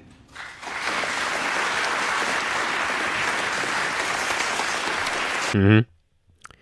Yep. Yeah, it is kind of funny how she was just a name for the whole series season, and then at the very end she makes an appearance. So, what did you think of Carcetti's speech? I mean, it's felt very political to me. Felt a lot like the right things to say and motivating for sure, but it didn't seem like him. Interesting. Yeah, what'd you think? Well, I mean, for me anyway, yeah, I think it's the same thing. It's like you're listening to it and you are like, yes, this is all and then you realize that, and I'm just cribbing David Simon here. He's like, but he's offering nothing. He's not. Yeah, we're staring at defeat, and that we will not that will not be forgiven. And you're like, but what are you going to do? Like, instead? Okay, so great, you didn't forget. You're not forgiving the failure, but then what? Yeah, like, what does that mean to anybody? And he's, and there's a bit of a commentary, like, if you want to do something in politics, all you have to do is say the right things at the right time with the right intonation, and people will cheer for you. Yep. Except even if you don't actually say anything. So it just definitely feels like that's what happens most of the time. Yeah, I mean, and so even Watkins, who's probably as grizzled and cynical as anybody, was like, yeah, you really showed me something. And so and Gray, of course, sees it the same way. He's like, you're positioning yourself with all these comments, even if you don't have to do a single thing to actually execute on it. You know what I mean? And so it really does feel like, and the one thing I didn't appreciate was that they talk about this push in on Carcetti as he's giving this speech. And it's very much like, how the framing of a person can really influence how the viewer experiences it, right? Sure. So you can kind of get taken back from, oh, it turns out this person's not saying anything because the framing is so good and the presence is so good and things like that. So it's just you walk out thinking, oh yeah, Carcetti's going to get some stuff done, and then you realize, what did he actually say? Yeah. Oh, he didn't actually say anything. So I've heard the speech a bunch of times, and I don't know that I ever really looked at it with that kind of not cynicism, but like skepticism. I think is probably the right word. So anyway, yeah, and then Unetta showing up, I just thought was like just pretty funny. So. Okay, well, Daniels is reporting the success of the case to Burrell, who's tapping golf balls into a little hole. He's putting in his office, and then Burrell refers to him as Major Daniels. And so, yeah, Daniels finally got that promotion. Apparently, the promotion had been accepted because now Marla is allied with the mayor. And with the Western District vacancy, he is going to be named district commander. Yeah. So he takes over Colvin's position. Yeah, it's funny how Burrell's comment, not everything is politics. Yeah. So even even as aware as Burrell is, yes, guess what, buddy? It is politics. So. Still is. Yep. Well, Daniel celebrates a promotion with Perlman out in public at a restaurant and tells her that now that Marla has the mayor's support, she doesn't need him, so they can be out about their relationship. And then later on, they just have really intense sex. Just scene after scene that is alternated with Dennis punching a bag angrily. So I just thought this was over the top. Personally, It was a bit much for me, just them climaxing and Dennis just going at that bag. I was just like, it just felt silly, to be honest with you. Interesting. It felt silly to me. Yeah. Well, that was after the fourth or fifth time you watched it, right? I mean, Daniels has a fabulous butt, but it was just, to me, it was just so like, oh God, so over the top. I really couldn't. The second time I watched it, I actually fast forwarded through it. Well, okay. I know. That's my 2 cents. I mean, the symbolism for Dennis. Was there? Did you like read anything into it, or was just kind of? I don't. Okay. I really just think that was done. Yeah, I just think that was done to. I don't know why they did that. Honestly, I don't know why they put those 2 scenes together. Well, that's a good question. I guess they were getting a little. They were like, well, we have one for the boys, so we're gonna have one for the girls. I guess. I guess I don't know. I mean, the scene between Perlman and Daniels is one of like. Right? Like that's joy. That's ecstasy for them because they have, nothing, no walls, no barriers anymore. But Dennis just had more barriers put in front of him because now he's got to compete with, his prospects selling drugs. So it just didn't make sense to me. Okay. It's fine. All right, fair enough. Yeah, exactly. I think my read on it though was that like, I felt like Dennis he was in his happy place in a weird way, you know what I mean? Okay. And so like, and because he now has forgive the term, a stable of young prospects, right? That, he kind of sees a future ahead for himself as well. And he's just kind of, at the end of the day, he gets to do this, and he's doing something that he loves doing. And, I don't know, but then again, I don't know. Yeah, I don't know. They just didn't want to show continuous sex of Daniels and Perlman. Maybe. So they had to add some interspersed. They didn't want to show Daniels' actual penis, so they just intimated what was happening with Dennis's fists. I really don't know. It was just too much for me. Okay. But I mean, you got to see Chad Coleman, with his in a tank top. So, you got, and plus Lance Reddick's butt. I mean, come on. Okay. He's a fine man. All right. He's a fine man. All right, okay. McNulty visits the Western District. He talks to Colvin. Colvin jokes that his wife Lolita lost 30 pounds, got a real estate license, so she must be planning to leave him. That was a line from Richard Price that Simon stole out, right? Oh, is that right? Okay. McNulty thanks Colvin for the intel, tells him Stringer's dead, Avon's been arrested. He says that he put Stringer's name on the paper to tighten the probable cause. Colvin jokes that he always cut corners. McNulty tells him that he cut a few himself, but that he thinks Colvin is good police. And Colvin tells him he did what he thought was right, and he's fine with that. And then they drink their beers and throw them on the roof. I heard. How's your family take it? Yeah. The leader done dropped herself 30 pounds and got herself a real estate license, so I guess she fixing to leave me.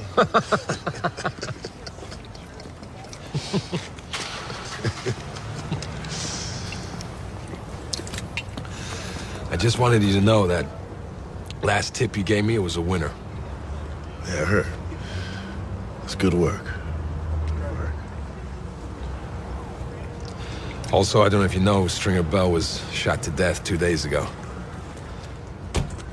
So anyway, I put his name on the paper to tighten the PC. I figured, what the fuck, once he's aced, right? You always cut them corners, didn't you?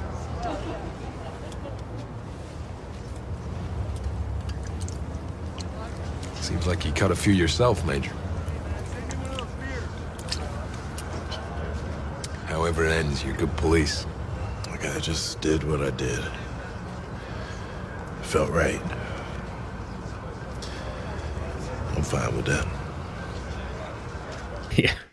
Yeah. I mean, props to the props department. That was a lot of beer cans that they had up on there. So I'm sure they weren't all real beer cans, or maybe they were. I don't know. But the thing about that though is, of course, like that's a callback to, I think, the very first episode. I can't remember if it was first episode or second, but just about to they saw all the beer cans on the roof, and of course it doesn't make any difference. Like the individuals in the department don't care, and so they're just going to keep doing what they're doing. Yeah. And it's David Simon just called out that's one of those moments where that TV allows for, is like you have this like, if you were doing it in a movie, you're like, why are you going to spend 3 seconds on a crane shot over the roof? But of course for this, it's like it ties it all together. It does. Yeah, it's a really nice touch. I really appreciated that. Yeah. I didn't like Dominic West's throwing motion at all, though. I mean, it's hard to throw a beer can. I think so. I don't blame him entirely, but it looked pretty awkward. A little sloppy looking. Well, McNulty visits Beatty next. Yay, Beatty. This made me so happy. There you happy. go. I forgot to give you the prediction. You did call that prediction. I did. So good job. I did. Yeah. I didn't think it would happen in this season. So, he comes to visit from out of nowhere. And she says, why me? He says, I guess you didn't live right. Yeah. I love that line so much. Mm-hmm. They laugh about it. We hear Beatty's daughter, Carrie, breaking apparently nothing in the house. Right. What'd you break? Nothing. They laugh again. And she asks him, why'd you come tonight? And he really struggles to explain what it's all about. He mentions something that someone said, maybe Freeman, and what he said. That's what I'm thinking. He says he poured everything into this case, and it was like pouring it into a glass without a bottom. Which I thought was great. And eventually he comes to something. He says that he finished something and feels like the qualities that make him a good detective also make him wrong for everything else. And Beatty invites him in for a drink. He says not tonight, but he says if it's not too late, I'd like to meet your kids. It's really sweet. Yeah, really I is. love it. It's a lovely scene. Yeah. From out of nowhere, huh? Nowhere is right. Why me? I guess you don't live right.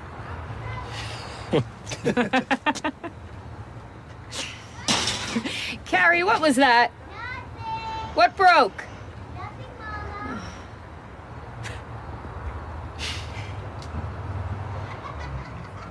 So, Yeah. you just drive over here. I did. Why tonight? What happened? I was in my old district tonight, which is where I used to feel pretty good, I think. I wasn't so angry when I was there anyway. And I don't know, someone said something, I guess, and that doesn't make sense. I guess I finished something today. A case? More than that. It's like everything I poured into a glass came out the bottom. And I just kept on pouring. Like the thing had a hole in it, things that make me right for this job, maybe they're the same things that make me wrong for everything else. Do you want to come inside for a drink? Not tonight. But if it's not too late, I wouldn't mind meeting your kids.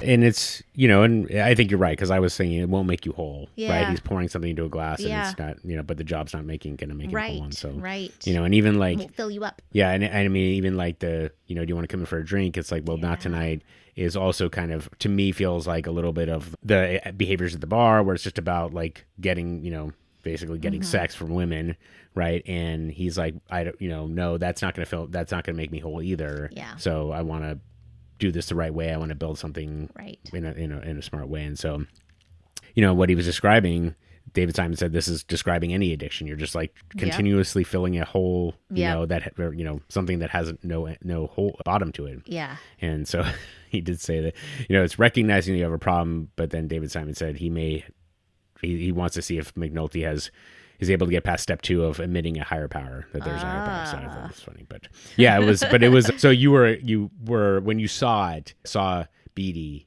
any, visceral reaction? Oh, or was I was so happy. I was just beaming. I was smiling from like ear to ear. I was so glad that he was at Beatty's place. Yeah. So, yep. Yeah. Good stuff. All right. Well, Daniels follows up on his promise to McNulty, that he told McNulty he'd have to leave the unit once this Barksdale case was over. But Daniels is surprised. McNulty, he wants to go. Mm-hmm. Yeah. He says he'd be better off doing something else, and that he thinks he'll return to the Western because that feels like home. Mm-hmm. So he is going off there, and we are next getting into the montage. Okay.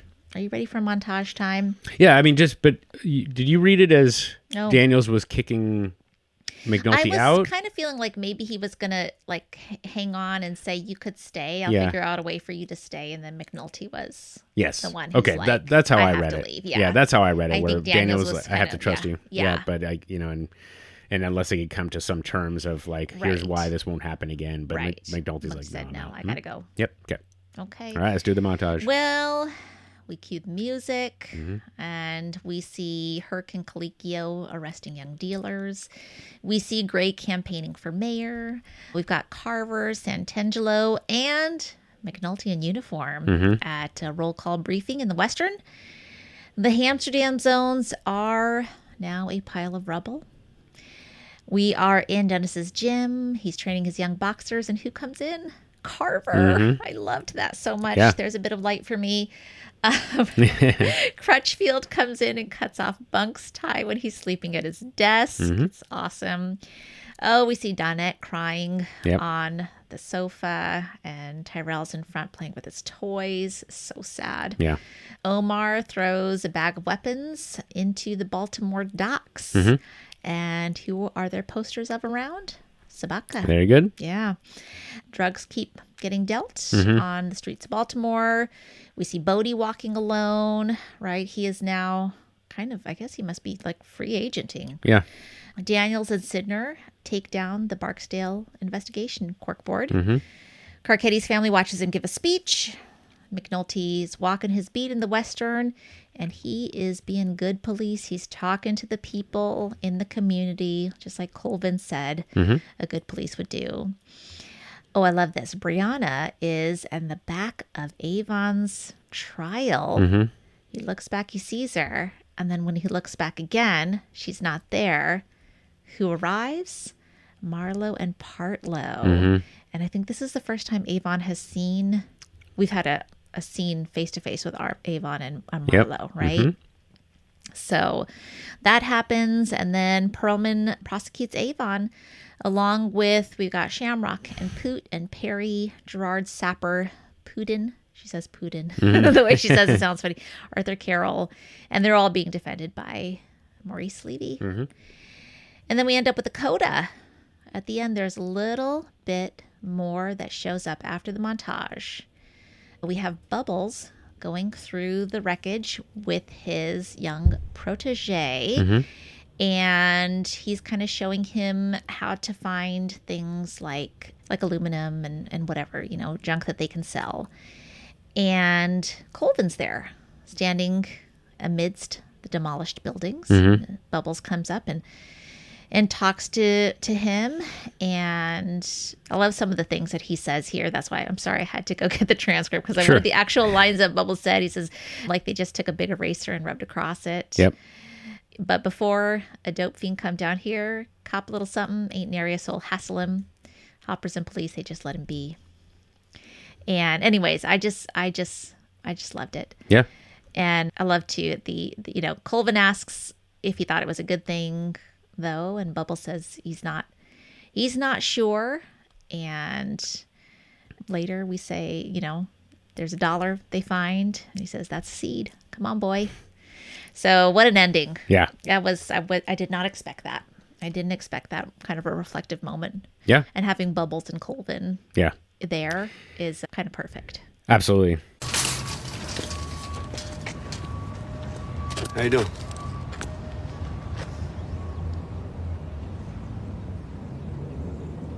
That's something, huh? Look like they just took a big eraser and rubbed across it. Yeah. But before, a dope fiend come down here, cop a little something, ain't nary a soul hassle him. Hoppers and police, they just let him be.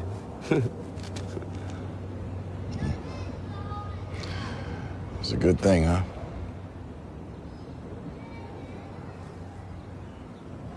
I'm just saying. You probably don't know, but it's rough out there, baby. Cops be back banging on you. Hoppers be messing with you. Yeah, thank you. Oh, shit. That's what's out here. As we speak. Come on, bud. Yeah. So just to pull out of the fiction for a second. So Andre Royo and Robert Wisdom at one point during the shooting of the season acknowledged the wide range and depth of black actors that were on the show. Mm-hmm. And so they actually corralled them all in one point and took a picture of all the actors, all the black actors, which it is truly remarkable. Sure. How many actors, black actors there are, and of varying ranges. It's not just, well trained, like experience. Like some of these people have I'm forgetting the mayor's name off the top of my head. But in any case, like you have the mayor who's an incredibly experienced actor, and then you have somebody it's his first day acting ever. Yeah. So, and all of them are part of this experience. So it's really, really quite remarkable. So there's that. So, and just to see them together after you hear that story, it's pretty neat. But yeah, so first of all, like I'm trying to school you here comment that Bubbles makes to Sherrod, it's interesting, of course, because that's what he said to Johnny early on, right? And it's like he's just this natural like teacher guy, which is just it's just very interesting. His comment to Colvin about Amsterdam, and that's David Simon said that's the only thanks a guy like Colvin will ever get. Like you try to shake things up, and it might do good for some people, and somebody might come along and say, yeah, that wasn't too bad, and that's like the only thing you're going to get. So there's not a lot of glory in it, unfortunately. And then the last bit is that then they show the zoom out of, and I think it's another crane shot, and they have Robert Wisdom on one, and Bubbles and Sherrod are walking away, and you can see the city in the background, and it really does emphasize that the city is a, if not the main character, a critical component that is layered throughout this, right, in a way that it just doesn't really exist in other shows, you know what I mean? So it's just really, that part is really neat.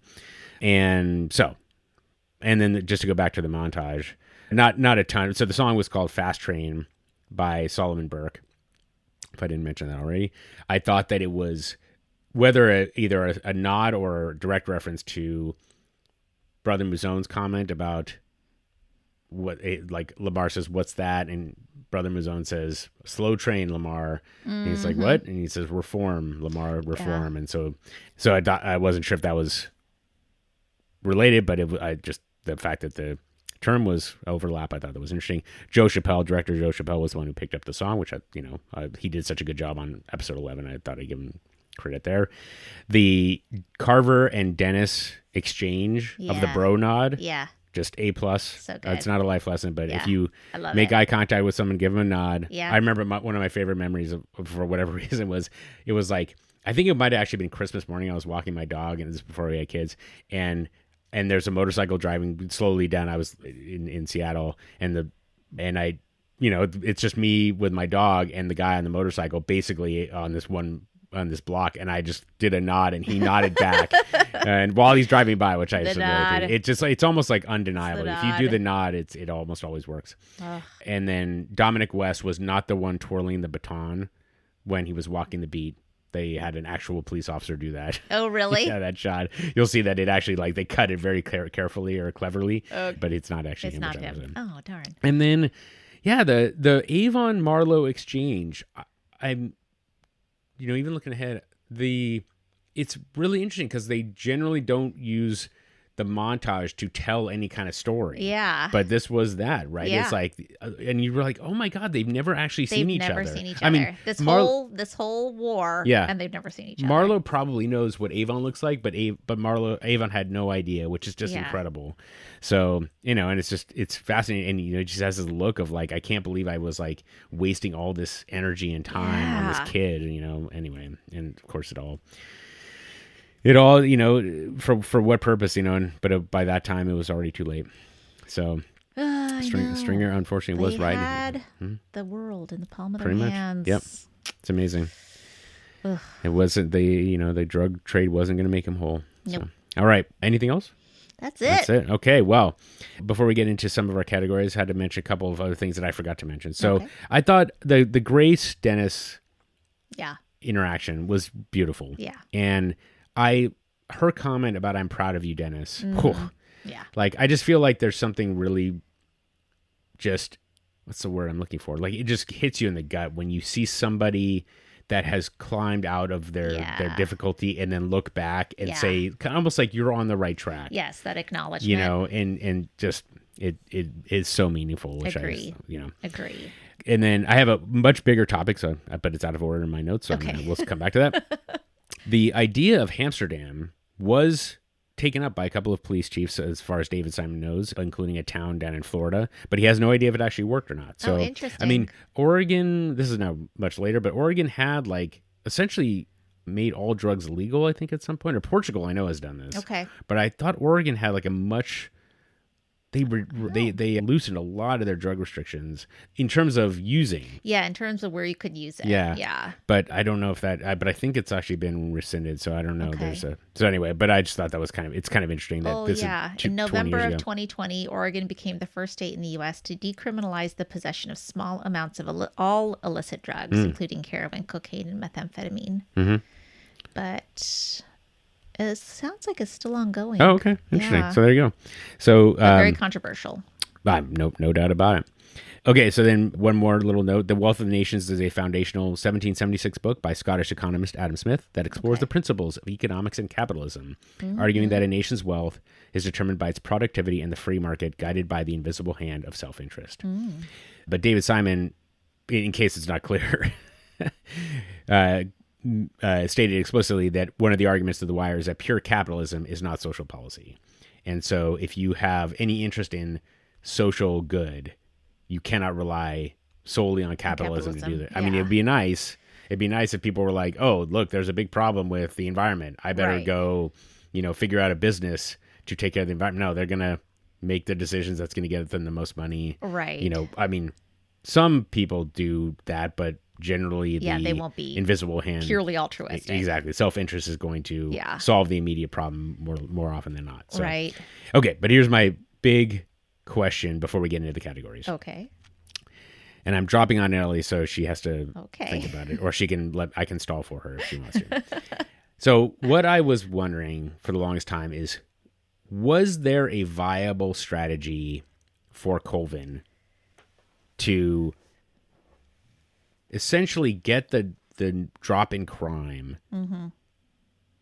and then make this a long-term solution, and so that he doesn't get thrown under the bus at the end? I have some thoughts about this, but I'm wondering if anything off the top of your head where you look back and you think, what could I have done differently? I think that I do wonder if he could have more heavily involved religious leaders with what was going on. We know the deacon was involved. We know the deacon is in touch with other big ministers in the area who have political sway. So I guess I never understood why that, that was not like, if you had the people from inside the churches saying, we go there, we help, we see a difference, we're committed to, supporting this. I feel like that could have made some kind of an effect, but I think, he got the deacon involved way too late and it never went to that place.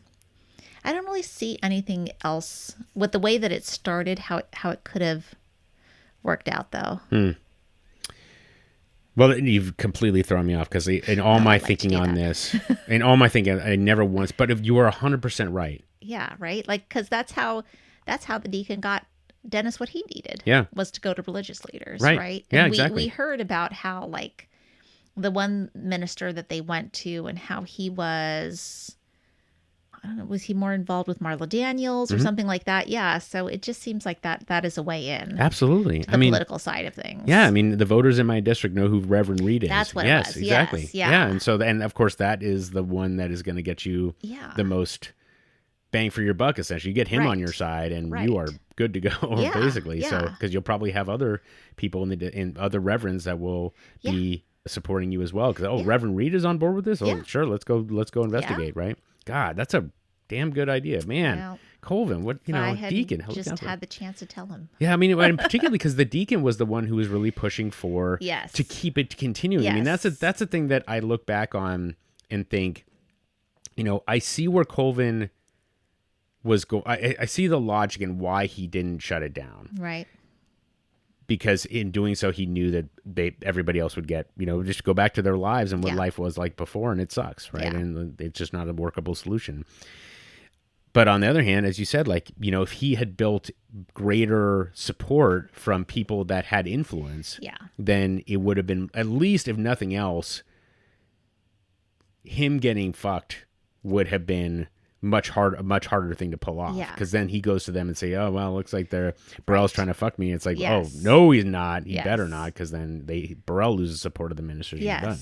So, God, that's really... and he never either collected stats on the other side of things, right? Like, he collected the stats on the reduction in crimes and felonies and burglaries and all of that. But what about how many people went into treatment? Right. Yeah. How many people took condoms, all of that stuff, sure.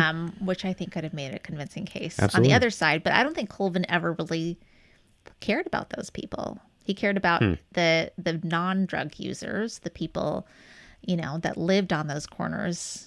That was more his concern. Sure. He didn't care about the hell that he had created, really. It's probably true. So he probably, I don't know that he ever would have looked at those other stats. But that would have been a smart way, I think, to go, is to say, that, because what you see a lot in the news reports, when you see is like the inhumanity of what's going on there. And if you can say too, like, this is going on, but also, we have this many people who are treated for STIs and et cetera, et cetera. Yeah. Because they're all here in this one place and we can access them and bring them the services. Yeah.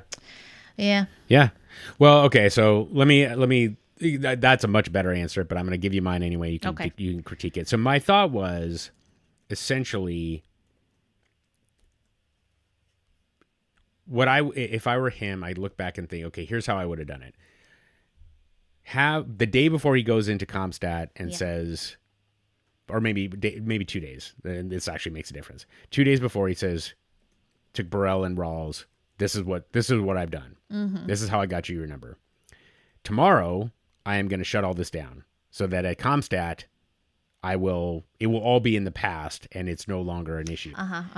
But if you want to keep the numbers low, we can talk about how we keep the numbers low. But you have until tomorrow to do this. Right. So then he goes into Comstat and says, as of yesterday, this is how I did it. Now the crime is going to go back up. Right. Right. I've got a roadmap for how this can be done. Exactly. So that's how I kind of looked at it. But the fact that he dropped it on him in Comstat was the worst possible way to tell them. So, and ultimately they're like, we look like complete idiots. But if he had told them ahead of time and said, then they could probably work through a strategy. So Right. it's one of those things where like, okay, I mean, it could have worked, but I like yours much better. It's like, or if he goes in and says, I've already told the ministers about this, and I've got all of them are all talking about how this is going to benefit, then they're like, oh crap, now it's almost like they're locked in to a good solution. And so anyway, it's a there are turns in where you're like, Colvin, just go tell somebody, and like, why are you holding on to this? But anyway, but of course, like he did it for to be the good of the broader good, and nobody cares about. Nope. Nobody cares about Who that. cares about that? All right, so but your idea was way simpler, and I'm annoyed at myself that I didn't think about it. Very but that's practical. why you're here. Yeah, indeed. Okay, I think that covers that. So, all right, well, let's get a couple last little things. The music this time, Slim watching Marlowe was "Drop It Like It's Hot" by Pharrell Williams and Snoop Dogg, which I recognize, but not a lot of symbolism there. Where I don't see a big connection. Blacktop Jungle, Marlowe sits in his truck and talks to Chris about the corners. So, and that's by St. John. Okay. So that, again, not a lot of symbolism there, or not a lot of mystery. Underground by Curtis Mayfield is when Dennis asks where the boys are and how Marlowe got his package back out. So, not, again. And what was the name of that one again? Underground by Curtis Mayfield. Okay. Blues Puzzle is when by... There's a lot of people. I don't know too many people to name. Daniels and Perlman are having dinner, so I'm not sure. Like Blues Puzzle, like all the pieces are in place, I guess at this point for maybe Daniels. And then as I mentioned, Fast Train by Solomon Burke. The lyrics of that song, by the way, are.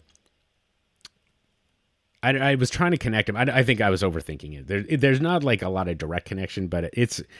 The song, and I'm even like the symbolism to the song itself. Like you start breaking down and you're under strain, and then you're jumping on a fast train. I didn't quite like even the song itself. I lose a little bit of the thread there. So, but it's I love that song. Yeah, might be the overall feel of the song. Yeah, instead. Yeah, and I guess I've heard it so many times, but that in doing this podcast with you, Ellie. Yeah. I got emotional again in watching it, just because and then watching Robert Wisdom at the end where he's just like staring at Bubbles and that song in your head, it just feels very much like the end of a a very important kind of part of the show. Sorry, and I forgot to mention, I'll mention here that they wrote the end of season 3 as essentially the series finale. Right. David Simon continued to fight for additional seasons, but they had planned it in such a way that if it ended, they would have felt good about it. So, but that they could also pick it up if needed. Exactly. And so, it's just that part is interesting. And so he spent the in between. There was a big gap. I think it was almost like 2 years between season 3 and season 4. Oh, I didn't know because they had to spend a lot of time advocating for it. And the truth, the truth is that they went from a high in season 2 of viewership back down to about 2 million viewers per episode, which, compared to The Sopranos is not very much. Okay. And so, of course, it's hard to set for HBO to support a show where it's not really bringing in a lot of new viewers. Right. And so, that part was tricky, but thankfully the execs at HBO did see the good that they were doing. And of course, like I think the long tail for The Wire is probably the best of any show in the history of the TV. And right. So people are still watching it. And, 100%. Yes. I mean, maybe not in terms of viewership still. Like people probably rewatched The Office 100 million times more, yes. But it is always anybody's like top 10 series of all time lists includes The Wire. Yeah. And I'll have to. And MASH. Yeah. Right. And so I think I mentioned this at least once before, but there's a whole Emmys kind of undercurrent. Okay. And I learned a lot more about that this week. So I think I would like to have a discussion with you about the Emmys but it'll be kind of a mini episode. Because I can't remember if I mentioned last time that episode 11 was was one of 2 writing Emmys, nominations, not even winning. God, so, it's crazy. It is crazy. And I mean, then of course, like Idris Elba was not nominated for Best Actor in a TV series or even supporting or whatever. It's just it's insane. So anyway, so it's a separate kind of discussion. But yeah. So anyway, but it's one of those things where I feel like it's really brilliant the way that they both ended the show they ended the series in a way that the show could have ended, but also that they could continue on. Yeah, so that coda feels very much like this can be just where we end this. Absolutely. This kind of reflective piece of what has culminated to this point. Yeah. But yeah. So. Oh, okay. Okay. Well, anyway, so we'll get into that, and we'll do a mini episode at some point in the future. But in any case, yeah. All right. So then, finally, the killer cameos. I was like struggling. I was like, there were a lot of like, what's the word? Ensembles. Yeah. Like the people getting arrested in Hamsterdam. I was like, all of those people were, really showing it. But there wasn't a ton else. And then I had the suits in the mayor's, the feds in the mayor's office. Right. But that was, I don't know. Was there anybody else that jumped out to you? I don't have anybody really strong. There's the cute kid in Dennis's gym that says Marlo's new package is out, but it's not like a stellar performance or anything. Yep. I don't know. Yeah. Unetta Perkins with her single solitary little smile at the end. I mean, not a whole lot. Yeah. I guess that smile says a lot. But. Yeah. Well, it's the same rule as like Omar's grandmother. Like right. I'm, well, number one, actually she comes back in season 4. Oh, she does. Yeah. But nevertheless, like, she didn't offer a lot of substance in this one, so I can't really give it to her. She did not. Yeah. That's true. No. So anyway, I didn't have a lot. I don't know why this time it just, nobody really jumped out to me, but maybe they were wrapping everything up. So maybe that's why. Quite possibly. Yeah. All right. Well, that gets us to Mr. Nugget's life lessons. So, I gotta make sure I get this one from David Simon. But in any case, so you have anything that you want to share? No, okay. I don't. I want to listen to yours though. I mean, I swear to God, like every time she does this, I'm like, it's like, why you just want to hear me? You're just setting me up to be like, yeah, I know. But number one, don't cover for a cheater. Come on. Yeah. McNulty, I know that she's your partner. Oh, yeah. Just don't for normal people, yes. don't do it. Don't do it. You become complicit in that behavior, and that is a stain on your reputation. So, I would agree with that. Anyway, I would say that if you don't want to out the person, that is a choice. But if you don't out them, if you're aware, I'm going to say, and you continue to be their friend, then you are tacitly approving of their behavior, which that's a personal choice. It's not one that I would make. So agree. Okay, that's the first one. Agree. And make sure you do lunges because you got to have a butt that looks like do your lunges, do squats, everybody. Okay, next one. Andy Krawczyk. This is one I almost spilled last time. But if you do business with someone but don't ask how they might make their money, that is a serious tell. Yeah. I don't necessarily know that it's unethical or anything, but you are like putting blinders up. For a reason. Yes.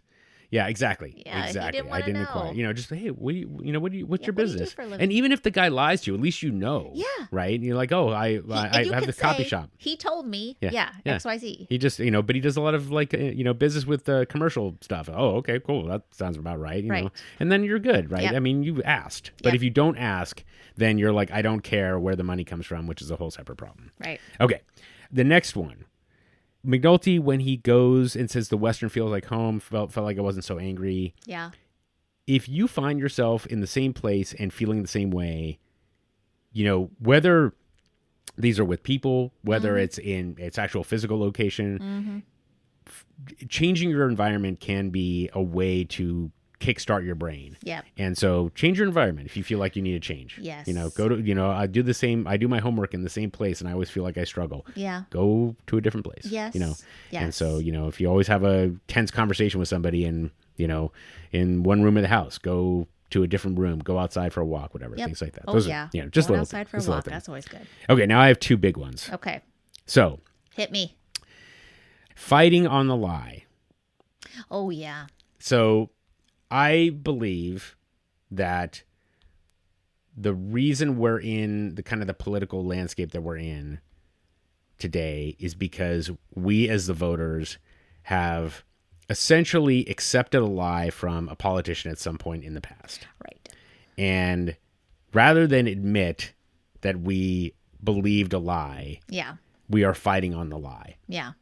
And, it's really hard to acknowledge that, oh, this was a lapse in judgment that got me here. Yeah. And especially if you have to these days saying I'm no longer, a Democrat or a Republican is like can be very embarrassing to people. Yeah. So, but it's not just about politics, but it's like fighting on the lie where else are you fighting on a lie? And, you know, it's not that to say that you necessarily even need to change anything. It's just a matter of how do you square it, Yeah. right? Are you working for a company that you don't agree with the ethics of the company necessarily? Okay, well, how do I, can I square it? Can I square it? Maybe I can't. And then I have to figure out, like, every day that I keep going to work, I'm still fighting on the lie because they sold me this bill of goods that turns out wasn't true in the beginning. So I think, and I feel like we've talked about this in the past, but I feel like a lot of people, a lot of their stress comes from continuously trying to square their principles against their behavior, or that they're kind of forced into, essentially. Right. And it's like, nobody's got a gun to your head. I feel like an insensitive person would say, well, no one has a gun to your head going to make you go to work and work for this person or this company every day, but except kind of some people, you kind of do, they don't right? really Like have a choice. I have a mortgage, and, like, you know, this job is allowing me to keep the mortgage. I could go and, you know, take a much lower paying job, but then my whole life gets turned upside down, and that, you know, and you know, it's all these part of these equations. So, like, but I feel like if you acknowledge you're fighting on the lie, then at least that's like I'm admitting that I have a problem and I can work through that. Sure. As opposed to pretending that it wasn't, you know, that it's not a lie to begin with, because you're going to continuously be, like, spending energy trying to make it sound like I'm fighting for truth and justice or whatever it is. So is it in this series? So do you think is that some connection to this idea we fight on the lie at all, like the weapons of mass destruction and in the war? Yeah, 100%. Yeah. Okay. I mean, that's the whole thing, right? Is that like everybody was like, wait, you said there were weapons of mass destruction. That's the whole reason I was okay with our country going to war in the first place. Yeah. And okay. And then rather than say, and then, you know, it's like the whole thing. Well, they had the capability. Yeah. It's like, but that's not what you that's said. the same thing as having the weapons. Yeah. And there were other ways that you could have approached it if it was just about the capability and so on and so forth. Yeah. And then you're like, oh, well, we toppled Saddam Hussein. And you're like, that wasn't the reason. Yeah. That wasn't why. That's not what you told us. But you're like, oh yeah, that sounds good. Yeah. And then you're like, oh, it's all what is it? Retcon? What does it stand for? It's like, you know, where you go back and erase the past and put it back in. Exactly. You know? So anyway, and I think that that's a big reason why people were like, I have to square this, because I was essentially duped. And I think it'd be a little forgiving of yourself too. Like, you will do the best you can. You'll make the best decision you can at the time with the information you have. Yeah. And there's no reason at this point. I mean, maybe now less so, but back then, you would not expect outright lies to come from the highest levels of government. Yeah. Like, where they're positioning it this way. You just wouldn't expect it. And so you're like, oh, I should have seen it coming. It's like, no, you probably shouldn't have. Like, why would you? Yeah. Anyway, sorry, it was just that's okay. a big one. And then, okay, last one. The other good one. Yeah. The big one. The last one that David Simon mentioned, it's not in the show itself, but he mentioned in the commentary, but it was so good I had to share it. So he said, no one ever gets off drugs because of someone hitting you over the head. Yeah. You only get off drugs because of what's within you. And you'll go to these meetings and you'll hear people consistently coming to terms with themselves. And I just, you know, it's not specifically about drugs. It's specifically about interchange, right? Nobody is going to, if you have to get hit over the head to change, it's just never going to take. Right. But if you find something within yourself that pushes you to change, then you will. Right. You know, and I mean, it's funny. Our sons are in jazz band, and Ellie's son is like committed to practicing, and is an excellent example. My son, I have to, like, you know, just continuously bug him and, like, go practice.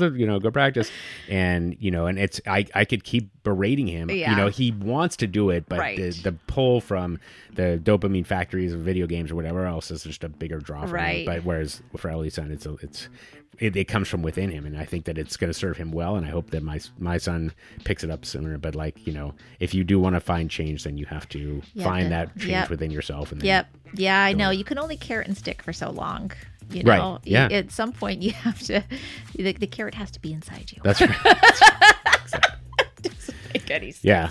So and I think that the other, you know, just I think that it's a reminder not only for ourselves, but also when we're seeing people outside that have these behaviors, we're like, why have they not figured this out yet? Yes. And it's like, it's not, you know, even then, it's like not necessarily that they don't have the carrot in them the whole time, but it's like they have these competing feelings or whatever, and it's really difficult. You have to see the bottom coming up, or whatever else. So, Anyway. And just so you know, there are a lot of other things that I have to basically hit my son over the head with to get him to do. So, not playing the saxophone, admittedly, but many other things that I wish there was intrinsic motivation for. Yeah, I have to tell my son to stop reading. It's getting Exactly.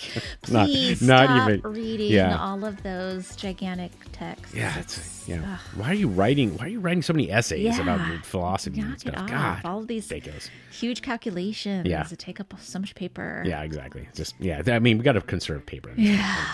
Okay, well, that gets us to the end. So I was hoping for a little bit more splash, but I don't think I delivered those very well at all. But hopefully someone took something from that. So I thought they were great. All right, well, Ellie, as always, end of the season, I have to do my little spiel. But again, this is I've said I got a little emotional, and I feel like to me it's like this is we are now well on the downslope. We are. And I can't believe it. And I'm just this is considered one of the best seasons of TV ever. So I'm just so grateful to you again for going through this with me, and just helping me explore the show in a new way. Well, I'm loving it. Okay. I'm loving it. Well, I'm glad you think so. Yes. Okay. Well, we are going to take a short break before our next episode, which is going to be season 4, episode 1, The Boys of Summer. Boys of Summer. All right. But until then, thank you, Ellie, as always. Yeah. Thanks, Chris. All right. We'll see you all soon. Bye. The Wired and Rewired podcast is Ellie Peterson and me, Chris Aronchek.